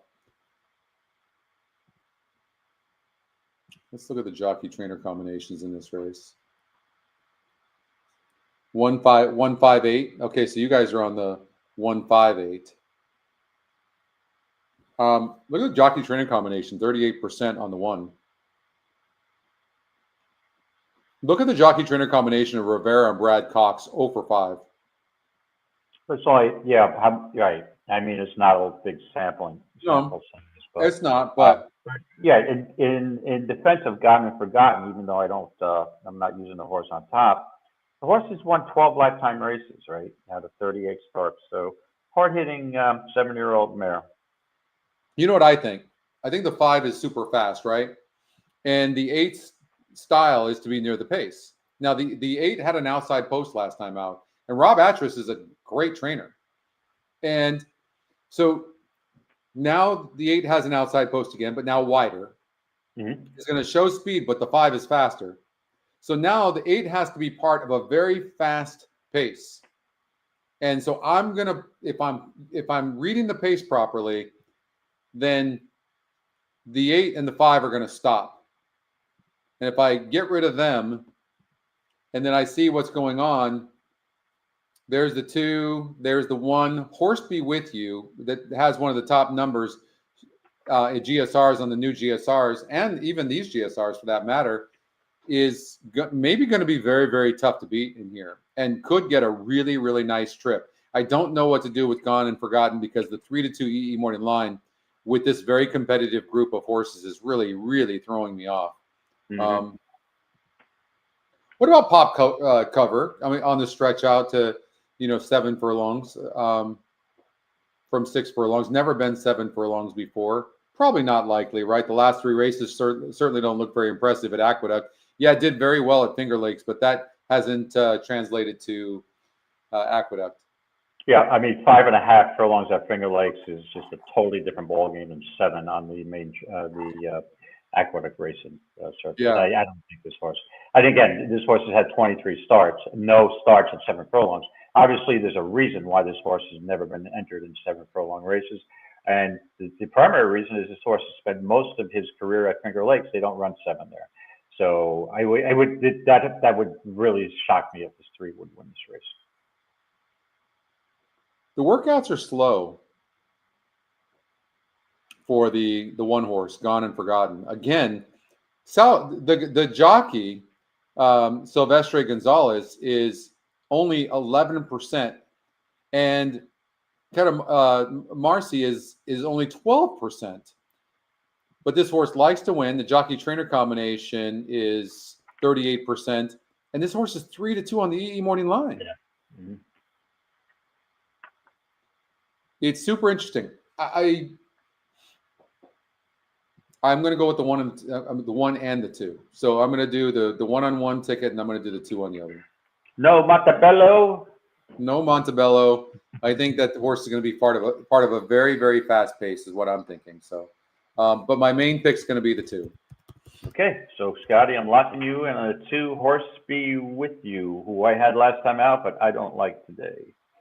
This horse just got a perfect pace set up last time, and I don't think it's. Patrick actually make a really good point. I missed it. This is a mare. Yes. Good catch. Yes. I don't know. I've never read that. Hold on. Hold on a second. The one is a mare. Yes. Correct. Yeah. The one's a mare. Yes. Huh.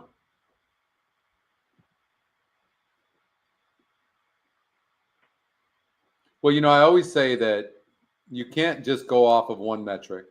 And if I do the one horse, I'd only be going off of the EE morning line. Right.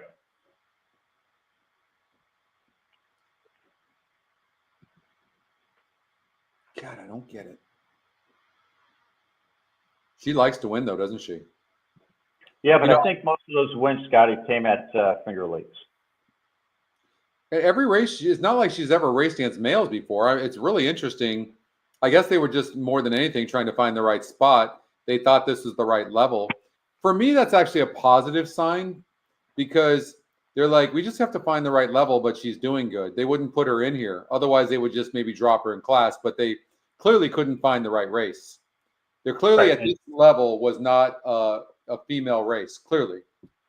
And they scratched the other half of the entry, who would have been a shorter price on its own, Brew Pub. Even though Brew Pub had seconditis with 13 second place finishes as opposed to 4 wins. But yeah, it's a questionable motivation here. I don't want any part of this one horse, to be honest with you. Yeah. I'm looking at the inside.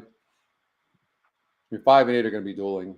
There's no question that these horses are going to be dueling. Race Simulator has a 2-horse closing, but yeah, I'm going to stick with 1 and 2. All right, let's get to Aqueduct race number 7. That's leg 5. Okay, I'm going to go through this quick because I've got already this race I thought was really incredibly wide open, and I'm on the Brad Cox bandwagon today, but I'm going to try to beat Sorrow Wonder here. David, you know what? Let me cut you off there real quickly. Let's just cover race number 3. Aqueduct, okay? Yeah. Mm-hmm. Okay. They're, I believe they're going into the gate. Let's see here.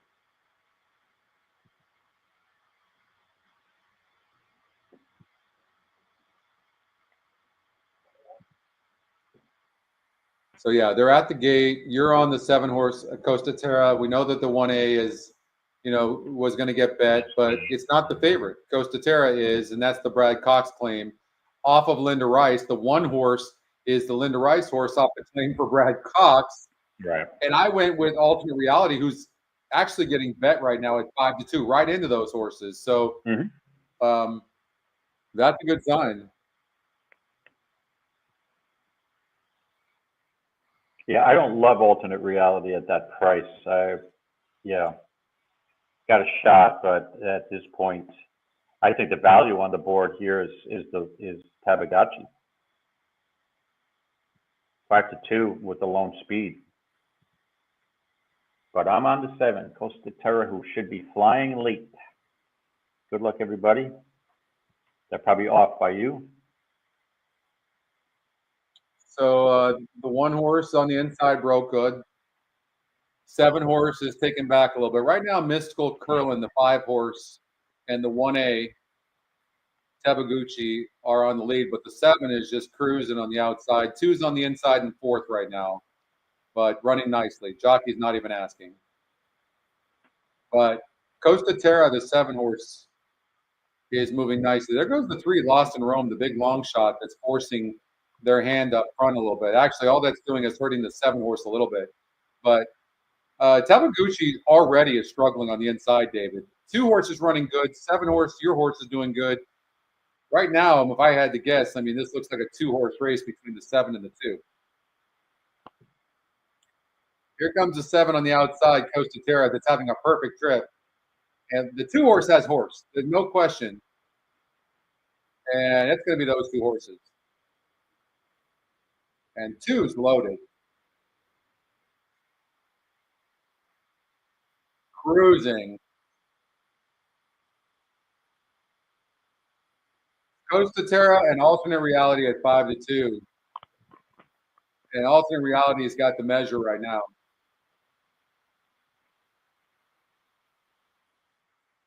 And Alternate Reality is going to get this win.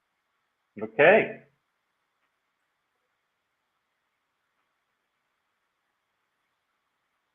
Like I said, the horse, I was worried that the horse had more upside than some of these. And well, and look, we talked about this too, like, and that with the 1 horse. Thanks, Bill. Yeah, the 2 looked good. And then when it was getting bet, the Equinage long shot, 22%, you know, and it was, then it, you know, it looked good. Costa Terra had a perfect trip, was a little wide on the straightaway though, but still that can affect the horse. But the 1 horse, man, that's never a good sign. You claim a horse for $80,000. You're in for 40. right. Yeah. Something was up there. Thank you. And right. And had the lone speed. So in my opinion, yeah, because of that other scratch of Magnolia Midnight, this horse you still have to consider. But it was very shaky, that drop down. For sure. Yeah. Okay, so let's get back to, and then we'll come back to Gulfstream Park number 4 that's coming up in probably about 5 or 6 minutes. But we were, I believe, on Aqueduct race number 7. Yeah, let's get to Aqueduct race number 7. We've got a mile race optional claimer for 80,000, and this is a very competitive field. I mean, you could go in a number of different directions, but the favorite, in my opinion, is going to be the 2, Star of Wonder, and that's the Scotty top pick. This horse has really done nothing wrong. I mean, off the 2-turn races at both Keeneland and Churchill Downs, was bet favoritism in each race. Failed at the going a mile and 1/8, mile and 16th, got the job done. Looks logical here, but I have to tell you, off a layoff, coming back in this spot. I mean, this horse doesn't have to win today. To me, this has all the signs of a prep race. And I thought the 4 Nelson Avenue, it's Wayne Potts, but I thought Nelson Avenue on its best day, this is a very inconsistent animal, but on its best day could fire, so that horse scares me. But ultimately, I landed on the 3 here. Big Blue Line. You'll notice that Liscano is Linda Rice's regular rider. That's the 1, and the Cancel is the 1A. Well, Liscano jumps off of the 1 Power Seeker and rides for Bill Walden on Big Blue Line. Big Blue Line is a very versatile type of horse, looks like. This horse runs on synthetics, this horse runs on turf, and this horse runs on dirt. The last had a win at Turfway Park at a mile, optional 62 claimer. Before that, ran a stakes race at Laurel and had a bump start at 4-1. You can throw that race out. Before that, was in a stakes race at Turfway off a layoff. Probably needed that race, and that was probably a little too tough for him. I'm very interested that this horse ships up to Aqueduct here rather than going to Kentucky. Maybe this is the perfect spot, ready to run, works steady. So give me the 3, Big Blue Line. I'm a little concerned with the lack of speed, but I think there's enough pace here. There's a very spotty type of pace scenario, but I still think the 3 can sit a good trip here. So give me the 3, Big Blue Line. Hey, Darsh. I think there is pace, actually. It's yeah, I mean, if you look at the first call, the 4, who looks like a front runner, can rate a little bit, but this horse needs to be near the lead, and it will be. This horse is a front runner, the 5. And so What is interesting, if you want a long shot, Repo Rocks is an interesting horse. I'm looking at this race for the first time, guys. So, but this horse clearly can rate some, and but it might be near too fast of a pace. But if it relaxes early, you never know, and it's also the Equinedge second pick. One of the ways I look for long shots is this scenario here, to be honest with you, and that is where a horse is on the lead, like meaning like near the lead like this at the first call, but yet doesn't need the lead. I like that, right? And it fits on class. In fact, last time out against a 76 group at Colonial, this horse got second. Just want to point out that was a 3-horse field also. Oh, good catch. Yeah, you're absolutely right. Yeah, I missed that. You're absolutely right. That's actually one of my plays against in that situation. I don't like that. But this horse, Bookham Dano. So Bookham Dano was like 1 to 9 in there. Yeah. I'm sorry, go ahead, Scotty. So yeah, no. I appreciate that because it helps me try to make my decision. I don't like this scenario. I'll be honest with you, but I'm probably going to go with this horse anyways, and that is, I don't like when horses like barely win and then all of a sudden are going to be like big favorites, and that's what's going to happen here with Star of Wonder. That being said, it is off of a layoff, and I don't hate that in this situation. You know, maybe the horse needed a break, whatever it might be. The horse has really good numbers. I'm looking right now. I can tell you that for what it's worth, your horse is going up 13 points in GSR on the new numbers. And it won on the synthetic, but the number was low. So, but Repo Rocks has the top GSR on the new numbers. Right. And Repo Rocks is a hard-hitting horse. I mean, this is a hard-hitting veteran.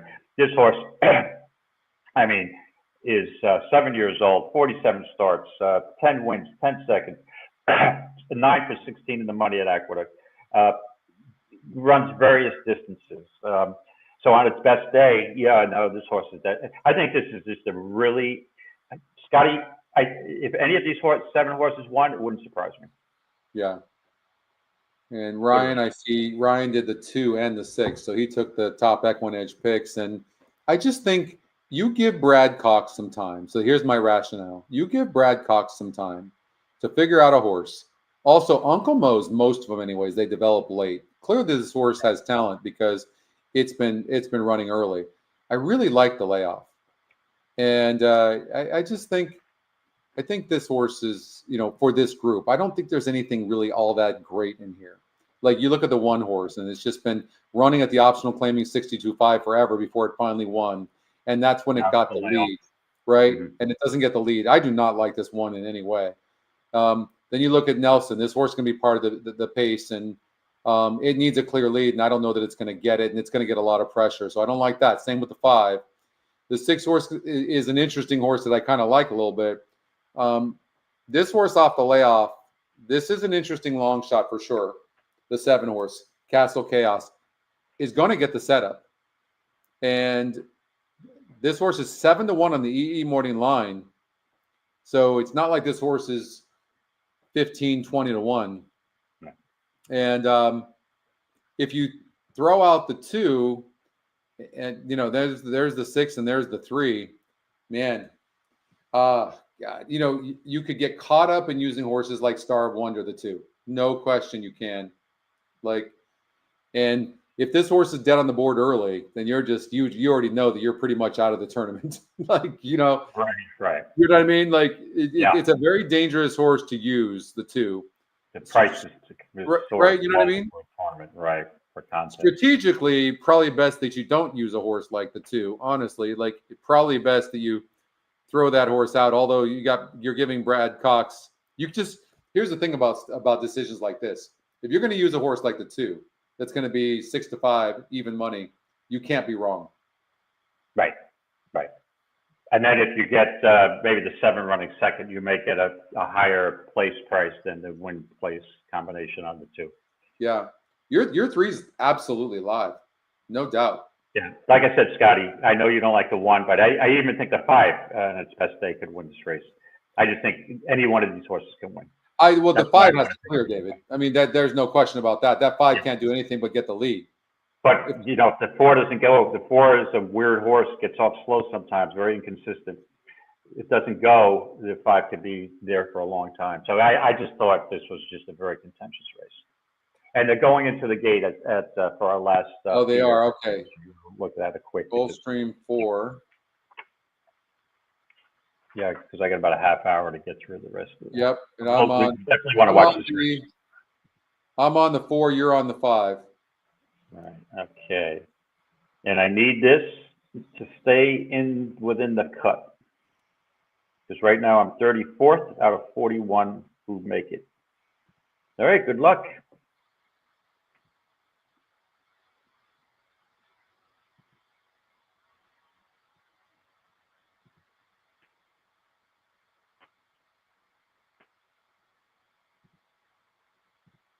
Zaya steps off of Lazio.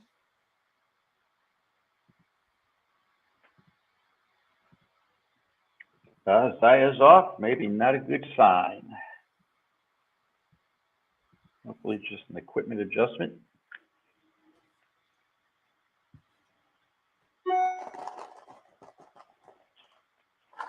I think the only chance the 4 has of winning is if it's like sitting in first or second. Still not in the gate. The 5 can't press the 4. If the 5 presses the 4, the 4 is done. Almost situated. Could be. Now he's ready. Zayas will reunite inside. So then you got the 2 going. 2's got Then speed. we await Paco Lopez riding for a double on 2 And Monarch. one's not Take slow. the outside.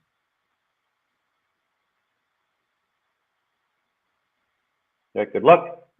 Here we go. 2 Monarch. And the Rainbow 6 in the gate. They're off and running. Good start for Lazio, who tries for the early advantage. Splitting horses is Buquero's dude on to challenge. Torches past, won't be far away.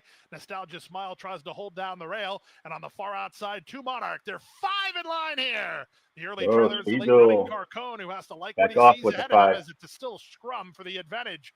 Torches pass now from the 3 wide. Scotty did a good job on the 4, man. He had to get the lead. Brakes, which forces Natalia Smile to tap on the had brakes. to get the lead. Torches past is in front. 2 Monarch is second. Lazio backed off early and now is a 3 wide third at the rail. Buchero's dude is fourth. Carcone is underway from the back. Circling horses into second last, and the trailer is Nostalgia Smile. They stack, they pack, and they turn. I don't think the 6. I don't think the 5's passing the 4. The 5's already proven not to finish. I think 4 or 5 here. From second, 2.5 back to 2 Monarch. He has a lot to do, and time. That's the way I played this colt. 4 or 5. He's responding to urging here. He's still in front. Lazio has tried, but his bid is stalled. Carcone is up to third. 2 Monarch is fourth. There you go. Vasquez, 3 on the card. Torches pass. 4 or 5. We had the right 2 horses exactly. You beat me on one, but I probably didn't make the cut. We will see. But good call. That's where you have to look at that's where you have to look at the horse's style. Right. But you know, in retrospect, Scotty, I take 9 to 2 all day long over 4 to 9 to 5. Oh, no doubt about it. I'm just saying, as far as like seeing the 5 horse beat the 4 last time out, right? The race situations differ from race to race. And then you saw that huge opening. He didn't seem to want to go through. So he was clear here. He didn't have horses around him. Right. Okay. Good. We'll see how the board shakes out. All right. All right. Let's. I've got about less than a half hour to do the rest of the races, Scotty. So okay. No problem. No problem. Let's get to this. So now the 7th, we're. So you're on the 3 horse, I'm on the 3, and then for me, I've got to choose between, for me, the 6 and the 7 horse. To be honest with you, that's what I've got to choose between. And I'm going to go with the 6 horse. The 6, Repo Rocks. Yeah, I'm going to go with the 6 horse. More of a winning profile. 10 lifetime wins, 20, first and seconds. But right, okay. You know what I'm going to do? I'm going to play the 2 horse on one of them, and then I'm going to play the 6 on another. Right. And David, how do you handle it too when you're playing 2? If you're playing 2 entries in the mythical like this, how do you decide which entry you're going to play? Like, how do I know which one to put the 2 horse on and which one to put the 6 horse on? how do you make that decision? Well, again, sometimes 2 tickets in any contest can be rather confusing. But the way I approach it at the NHC, I just make my primary, I focus on 1 ticket, make my primary pick and my secondary pick. And for my second, I just flip the 2, and that's it. And sometimes I'll never play 3. If I play 2, sometimes I'll change it up and just use like, 10 to 15 and to 1 and above on my secondary ticket, thinking that's a throwaway. So usually I just flip flop my primary and secondary picks. All right. It's kind of a bit of a Crap. roll the dice, you know. Yeah. Mm-hmm. And that's what I'm doing here. If I'm being honest, I don't know which one to play, like which one to put up, which ticket, but I'm, all right. But it's a flip of the coin. All right, so we're gonna go to Aqueduct race number 8 now. Okay, race number 8, 6 furlongs for the 16,000 non-winners of 2 lifetime. All right. Wow, we got a lot of notes there on that horse that put in. That's nice. I didn't spend a lot of time in this race. I handicapped this last night. I thought it was a couple of contenders here. Despo's Dream, the 6, is got a shot. The 8, this 1 for 17 doesn't thrill me. So I'll just be quick. The horse I landed on is the 2, Santa Gata. Third race off a layoff, didn't lift the hoof the last 2. However, back on July 7th, won over this track at 7. Breaking its maiden. Now, what happened since the layoff? Well, we had an excuse on March 1st, a step slow, and then I just think those levels were much too high for this horse, Santa Gata. Now drops down to 40, now drops down to 16. I think this horse can wake up with blinkers on. Rivera's off, Carmouche is on. Carmouche is aggressive. He will try to get this horse out of the gate. And I think this horse has a decent shot to wire the field. So give me the 2, Santa Gata. I don't want anybody else. All right, David's on the 2. Named after Nicky Santa Gata, jockey who from New York, who was a long-time journeyman type of jockey, and had a reputation for scoring with nice prices. Well, this is okay. So another thing that I look for in price horses is when I run the race simulator and only 1 horse has a blue arrow. Not only does the 6th horse not only the only blue arrow, it's a double blue. You can see the darker blue here, right? So, you just missed, Eric. I missed 2. Oh, you missed 2. 45th. I was. So what did you need to be? What did you need to be? 38. I need 41st. Dave Nichols. God damn, Dave Nichols is all over the place. He had 27.40. I had 26.40, so I missed by $1. Oh wow! That 4-horse winning just killed me. I needed Lazio to win. Yeah. So. Yeah. Next time you'll be smart and go with me. There you go. Oh really? Oh, did I get breakage? No, I didn't get breakage. Did I get my $18 back? No. Let's see what I got on that exacta real quickly. For $2, I think 28. So 14. It was like I want to say $12 or something like that. They paid. Not bad. 4 or 5. You see, I mean, favorite and second choice. I'll take that. I actually got paid nicely. Yeah. Good deal. All right. So you're on the 2. I mean, I'm surprised you didn't go with the 8. I mean, the 8 clearly has a pace advantage, and it hasn't been able to clear. To be fair to it, in these last races, right? It just never clears, but it's got a clear pace advantage here. Right, 1 for 17. This is not my type of horse. Has been in this level twice. Yeah, 39%. Yeah, and it's actually 0 for 7. This horse is actually 0 for 13. Actually 0 for 11. Sorry, 6 races on the turf. There's only 1 race on the turf. So this is a maiden on the dirt. I want no part of this 8-horse, Scotty. Zero part. I think the 2 is going to wire this field. 2. You think 2's getting the lead? Yes, from the inside post. Yeah. Blinkers on, Carmouche. Kendrick goes on. He's very aggressive. If you look at the July 2nd race, he gunned the horse out from the 5. They basically went wire to wire. Saw chased and just drew off. And he showed speed in his last out, a little early foot there from the 6 post. Looked like a contentious, well, maybe not such a contentious, but again, dropping, putting blinkers on. I guarantee you Kendrick's going to gun. Yeah, he's very aggressive, and you can see that, and you've got blinkers on. Now, I doubt that happens. It looks like the 8's got a lot of speed in here, but I wouldn't be surprised. I mean, the 8 hasn't been running bad. Oh, man. Never won on the turf. He's a maiden. Never won on the dirt. He's a maiden. Yeah. No, you're absolutely right. And again, he's going to be the favorite. He's going to be less than 2-1, so I think there's absolutely no value in there. I mean, if I was going to, I would more likely even take one of these long shots here who look like they're hopeless because, somebody plugs up for second, it's going to be a lot more of a place price than what you'll get on Shaman Princess for both of those one place. I would say this based on what I'm looking at, and that is if the 2 doesn't beat, 4 is super dangerous, Oldie says. If the 2 doesn't run, the rest of these are just no good. I don't know why Oldie likes the 4. I'm not surprised that I don't like a horse that he likes. I mean, the horse broke its maiden against a 44 group last time out, drops in GSR. It does have a good GSR on the new numbers, Oldie, but I mean, I guess it could come right back and win.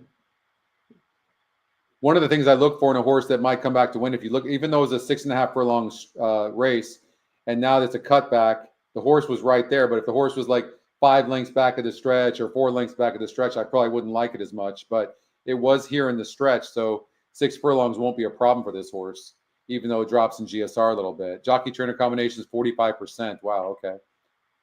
Let's see. Yeah, look at that. I mean, in 11 samples, but still. It's also 3-1 on the EE morning line. Yeah, I mean, if in the 8s burn money. And these are slow horses, Scotty. I know you're not a big time advocate, but I just checked that 6.5 furlong race that Daniil comes out of.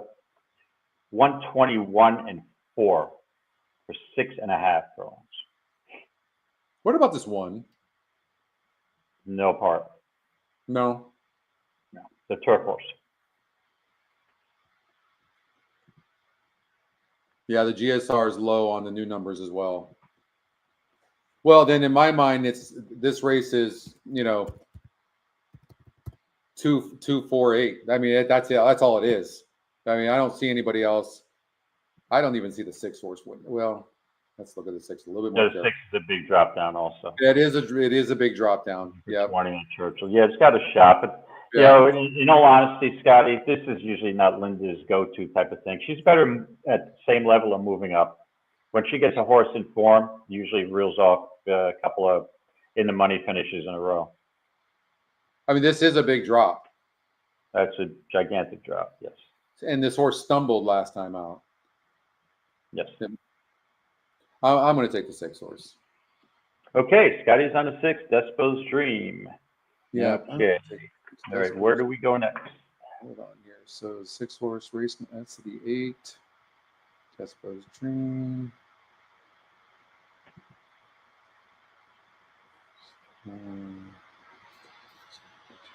Yeah, exactly, Britton. Exactly, Britt. No doubt. Oh yeah. Right. And you're like, oh boy, I mean, that's the beauty of playing like when we played in the Florida Derby Challenge last weekend, Scotty. Yeah. Right. You got old races that you're really interested in, and they're competitive races. They're stakes quality horses. We bet these horses numerous times, and you're not like, especially in that Silver Sunday card. I'm like, oh man, I wouldn't play a lot of these races with monopoly money, in all honesty. And that's why I'm going to be more a little pickier this year, picking out live money tournaments where I have confidence in the ability of the horses and my handicapping ability. Let's do Santa Anita race number 1. Okay, Santa Anita race number 1. Let me just look at my notes. All right, we've got a mile on the turf, $32,000 claimer. And It looks like the 3 and the 5 could be dueling. They're the only speed in the race.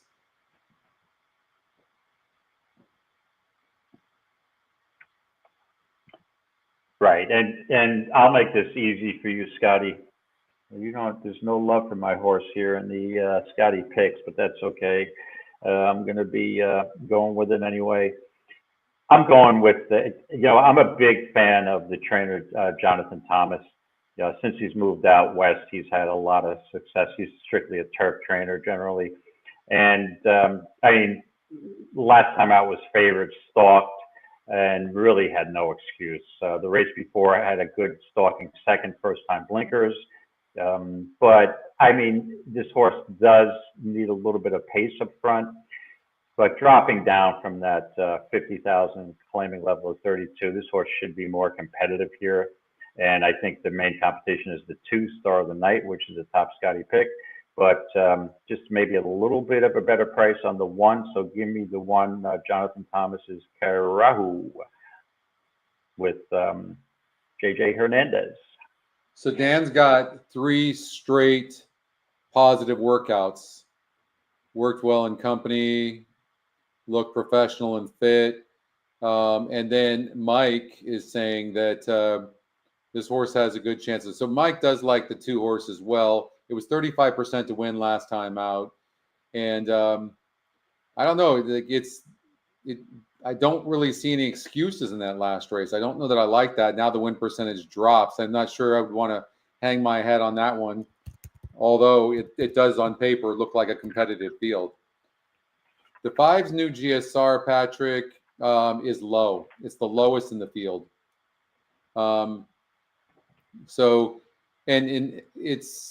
It went gate to. Here's what I think. I think it's just about getting the lead for the 5. If the 5 clears, I think the 5 could be tough.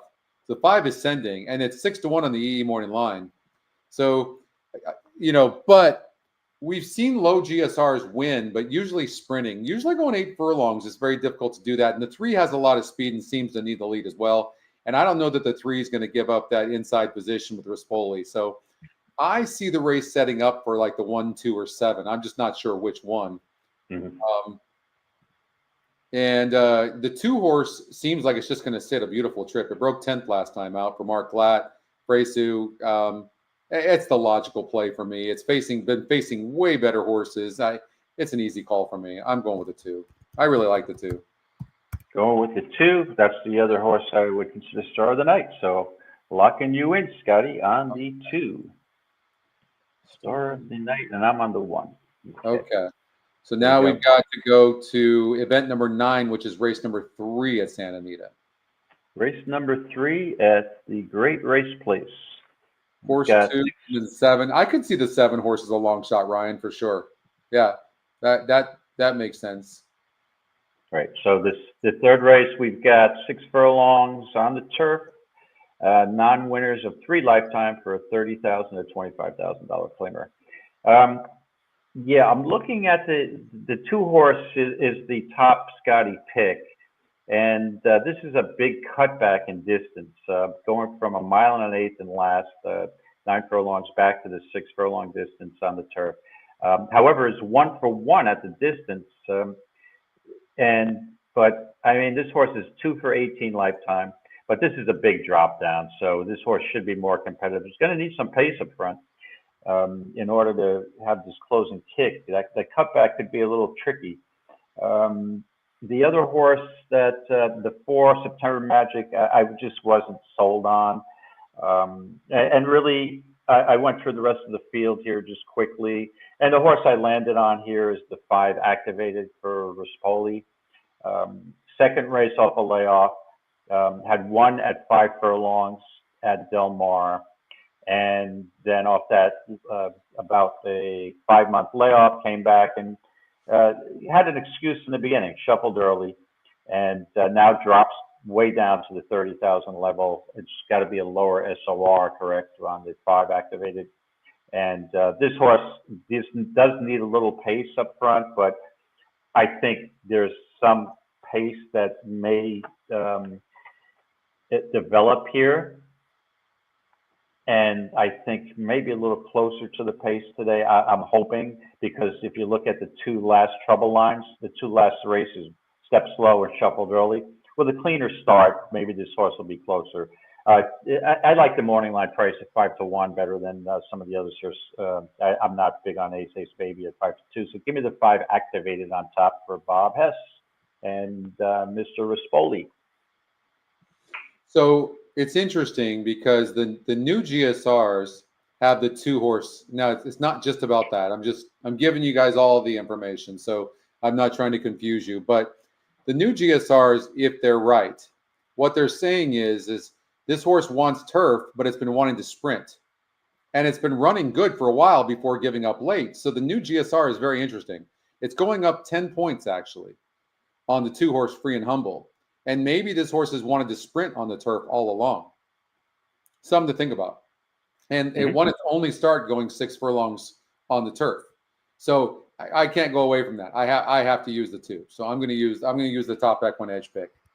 Okay, so Scotty's on the 2, Free and Humble, and I am on the 5 activated. Okay. All right. So let me just put my plays in. Free and Humble. David's on the 5. And now we're going to go. We got 2 races at Gulfstream to cover. Race number 8 and 9.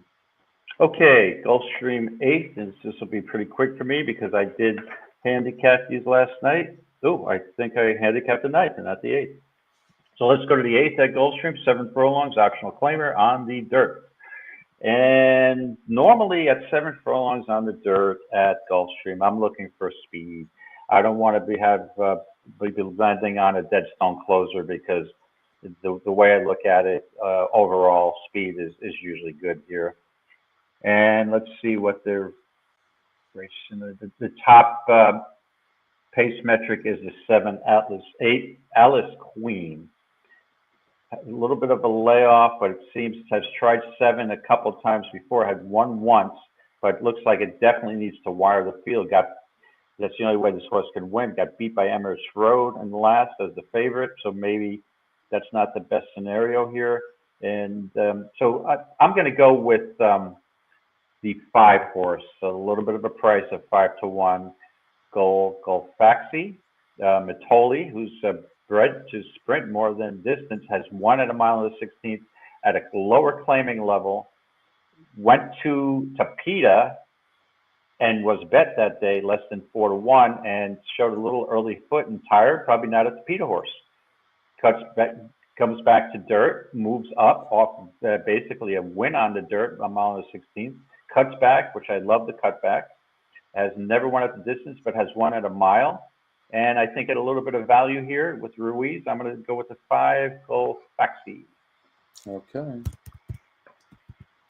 David 5. Rich just said the EE long shot at the Big A hit. That's 7-1, the 4. 7-1. Yeah. Yep. Let's look here. Hold on here. The 2 horse. It was 5-2 on the EE morning line. Oh man, I always look for these, Britt. It's 5-2 on the EE morning line from an odds maker 6-1. It's the top win percentage, and it's the Equinedge long shot. I wish we would have covered that. Why wasn't that race in the feeder, David? Right, there you go. Yeah. There's no way we wouldn't have taken that horse. And you get right. 7-1. There's no way we wouldn't have taken that horse. Ah, okay. Back to Gulfstream Park. Man, I would have been all over that horse. Absolutely. I'm sure you would have. Yep. I probably would have been on your bandwagon there, to be honest with you. Yeah. I would have been all over that. Race number 8, you're on the 5 horse Gulfstream. Let me just tell you what I see. Paco jumps aboard the 6 horse, who shows to need to be near the lead. It looks like the horse can rate a little bit, but not much. And he's on the inside of the 7 horse, who needs the lead for her best. Right. This is setting up for the 2 favorites to duel from the very beginning. And who's the only horse on the race simulator that closes? That's the 4. And the horse is 5-1 on the EE morning line. I'm going with the 4 horse, Neon City. Okay, so let me lock Scotty McKeever in with the 4 Neon City. All right, Oldie, safe travels to the airport, my friend. And we'll Okay, catch you Oldie. over the weekend. We'll talk to you later. All right, we got one more, and we're going to get in through the within the deadline. We got 6 minutes. So Yep. I can sit down a little. This is the last race, correct? Yep. This is I want it. to slow down a little bit, but I don't No. really have to. So we're going to the 9th. We're at a mile on a turf, optional claim of 35K. And I have interest in one horse here. These races, these non-winter, well, this condition, you've got a lot of horses who are stepping up in class here for some reason, 17.5 level. But Yeah. I'm interested in the 6 horse, Scotty, here, River of Time, owned by Roddy Valente. And they claimed this horse from Ron Spatz off of a win going 2 turns on the Tapeta. Now, if you look, we're going back to turf here, cutting back in distance. And the last turf race that this horse was in was February 8th and was bet down to 7-1 and showed a little speed, but kind of just packed it in late. And that was at the same level here. But I think if you look back, this horse does have the breeding for turf, in my opinion. And maybe this horse, I'm assuming that getting back to turf is the right move for this horse. At 9-2 morning line, I think it's worth the risk. I don't want 5-2 on Quizler. I don't want 3-1 on Dual Income. So my next alternative here is the 6 River of Time. First time off the claim for Theranos, and an Albany guy, Roddy Valente, who I've met before, and he usually has pretty good success claiming. So it's River of Time for me, Scotty, in the finale. So, I respectfully disagree with you. First of all, the GSR was a 39, 2 races back on the turf, and then it went to the to the synthetic last time out and jumped from a 39 GSR to a 65 GSR. And then when I confirm it, I look on the new GSRs, and it's the lowest GSR number is the 6. For whatever it's worth, I just want to give everybody that feedback. Sure. So look, I love it that Tyler and both Britt are like calling this out. I don't know if you saw it, Tyler, but Britt just said the same thing. 7-1 winner at Aqueduct Lone Star Contest. Good. Congrats, Tyler. Yep. Boom. Keep it going. I hope Britt and Tyler stay as part of the EE community. They're just really good guys, and we need younger people too. Yeah. You know what I mean? It's really nice. Absolutely. I'm really happy that we've got a younger crew in here. Yeah, even at our table, it gives a little more zest into our table, a little more energy at times. It does. Old guys are falling asleep at times, but they bring a lot of energy. Despite being Flyer fans, they're good horse players. There you go. Fair enough. Listen, I'm a Kings fan, so yeah, I know. Yeah. I had season tickets for the Kings for 7 years, but I got to be part of 2 championships, Stanley Cups. Right. Well, a lot of energy and a lot of beers. That's okay. Yeah, good. That's fine. I think next year, if Britt brings the energy, we'll bring the beer, David, for sure. Yeah. Well, the thing is, the bottom line is that I usually don't drink and gamble, but based on how bad I did at the NHC this year, maybe I'll have a few beers with you guys. It can't hurt. So I already know who I'm going with. I'm going to pray to God that 5 Dual Income breaks good, and I think the 5's the horse to beat. Last couple of races, the horses just broke terrible. And you can't. I hate to interrupt you. You can't pray to God. You have to pray to the racing gods. Okay? The racing gods. The Greek gods. You got to. If you want something happening, you got to pray to the correct Greek god or goddess. So okay, I'm going to give you a long shot. I'm going to give you a long shot. The one horse who won first time out by 5 lengths against obviously a way easier group. Horse won by 5 lengths. I think they were sneaky. And look, they were probably freaking out. Please, nobody claim this horse. and now the horse is being protected. I don't know. That's sneaky. Anyways, the GSR and the new GSRs goes up 11 points.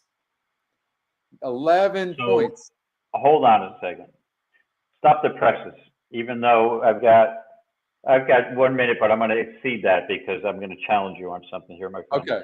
So you're trying to tell me that a horse that's sired by Instilled Regard out of Arch is got a higher GSR on the turf than on the dirt? Which one from who? The one. The one has a higher GSR than River of Time. Yep. On the turf. Fog of War was turf, but the horse didn't really do anything. Like, I mean, it won $200,000, and it ended up winning the summer Grade 1 over at Woodbine. But right. I mean, you know, but I mean, yeah, no, I mean, for whatever reason, I'm sorry, they might get their turf ability from the dams, right? Because I believe that the dam on River of Time, Passage of Time, has won on the turf. I would almost. So Passage of Time won $220 on turf, won all of its $36,000 on the dirt. Okay. And so, but this is what throws me off. The new GSR is completely different than the current one. Right. And so the fact that they both have this horse as the lowest, but look at the horse is only losing the race simulator by 2 lengths, David. So, I mean, I know no one would ever throw you off of your horse anyways. I'm just saying it's the GSR. And by the way, too, if you look at the only race on the turf for this horse, 2 back, I mean, it got 7th by 5 lengths. So I don't know. I think this horse needs to stay on the dirt. It's a new trainer. And the new trainer is 15% with first time out claims, but that's 85% losing. So I don't know. That being said, Quizler, I don't think I could go with Quizler. The horse barely won last time out, breaking its maiden, and now it's going to be the favorite. I don't know if I could choose a horse like that. Dual Income has broke 11th in the last couple of races, and this horse runs. This horse runs good. Could I choose a horse like this? I mean, Zayas gets on. I mean, it's had some pretty good jockeys. If Zayas can get this horse Zayas is very good out of the gate, so maybe Zayas can get this horse to break good. I don't know anybody else I would go with in here, to be honest with you. What about Backdoor Royalty? I mean, this horse broke its maiden first time out for Sweezy, and I mean, it's certainly, you never know. I mean, this is a very, very tough race. I think in a race like this, you've got to cover yourself. I think the 1 is interesting. What about the 2 horse, Friolento? There's nothing wrong with that horse. First time against winners, it was only 2% to win. Now it's 30% to win. Right. But Scotty, I got to get rolling in like 2 minutes. Yep. David, if you got to go ahead. I'll wrap it up here in the next 5 to 10 minutes. All right. Well, thank you, because I have an appointment at 4, and I got to get out of here. All right. Thanks everybody for listening in. Have a great weekend. Good luck with all the stakes, and may the horse be with you. And I have such a blast in the show, and you guys who are listening in just make it so fantastic. So thanks again. I'm honored to be on the show with you, Scotty, as you know. So, enjoy the weekend, and let's hammer them home. Let's make a lot of cash over this weekend. Thanks, and we'll catch you again next week. Okay. Bye, David. Bye. David Harrison, 2022 NHC champ, everybody. And just one of the good guys. Like, what you see is the same way in person. He's great. Man, I tell you, this is almost a defensive play. Like, if you're in a position, let's just say this is the last leg, I believe, right? So yeah. So if you need to play it defensively, if anything, right? And so if you have 2 entries, you're probably playing. You're not playing the 3. You might not even be playing the 5, to be fair. Maybe you're playing horses like the 1. Maybe you're playing horses like the 4 horse, Backdoor Royalty, the Equinage Long Shot. I think the 2 horse broke 9th last time out, saved ground. That tells me that the horse was behind other horses, possibly. We actually have time to watch that. I don't have to jet here in the next 5 minutes. Let me just put in my play. I don't think I put in my play for race number 8. Who did I have? I had 4. Okay. I didn't put that in. Let me just put that in real quickly.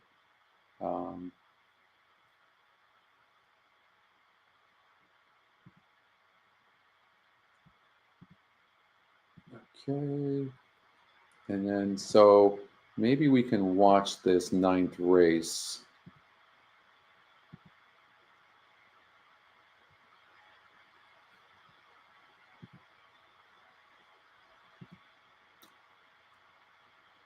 Okay, so let's look at the 2 horse on 3-8. Let me pull that up. Okay, I'll catch you guys up here. Okay, so it faced Dual Income last time out. And Dual Income was the 7 horse. And this one was the 9 horse. All right, so let's check this out. Next one up is Buchero's Dude. So we're looking at the 7 and the 9, you guys. At the post. And the 9 broke slow, And I think.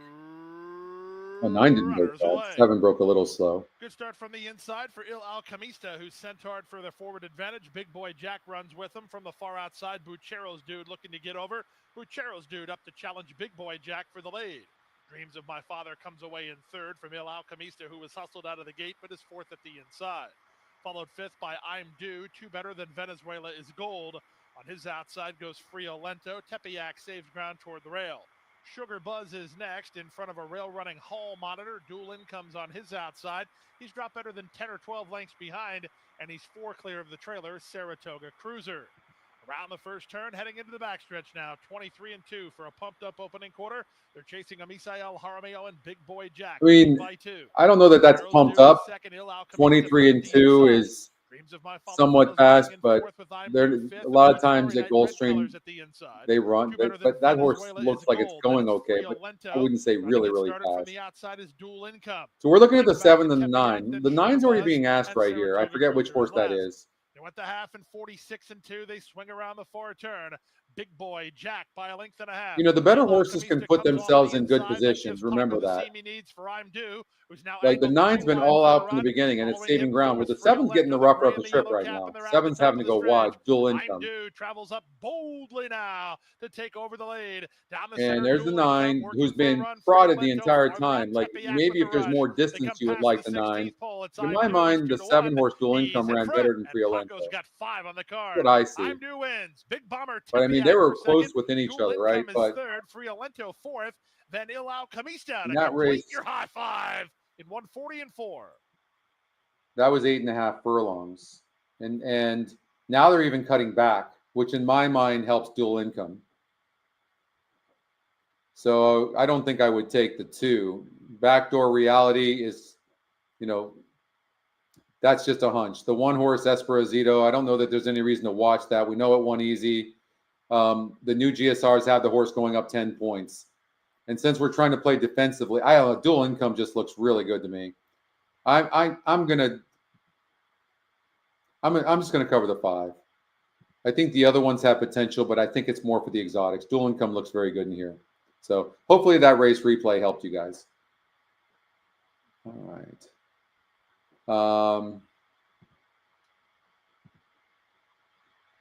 So race number 5 already went off. I was gonna watch a race with you guys, but I don't. Let's see what happened here.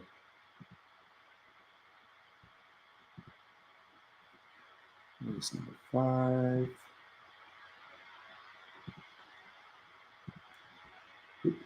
An error. Oh, there's an error there. All right. So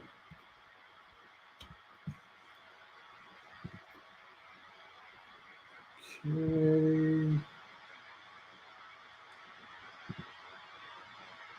All right. Well, I think that is it, you guys. All right. Well, thanks everybody. Thank you to David. Good luck to you guys. Appreciate all of you chiming in. The chat room was great today. Thank you for all your comments. Good luck in the qualifier today. That starts at Tampa Bay, race number 7, I think. Let's see here. Yeah, race number 7. And then Aqueduct, race number 6. So, but good luck in that. I hope you guys do well. Let's get some more, more people to the NHC. So I hope you guys had a good time. I appreciate it. And don't forget the stretch run show tomorrow. It's going to be a good show. And we might have some special shows for you for Keeneland on Monday and Tuesday. So that might be a possibility. So thanks again, you guys. Good to see you. And we'll see you next time. Bye-bye.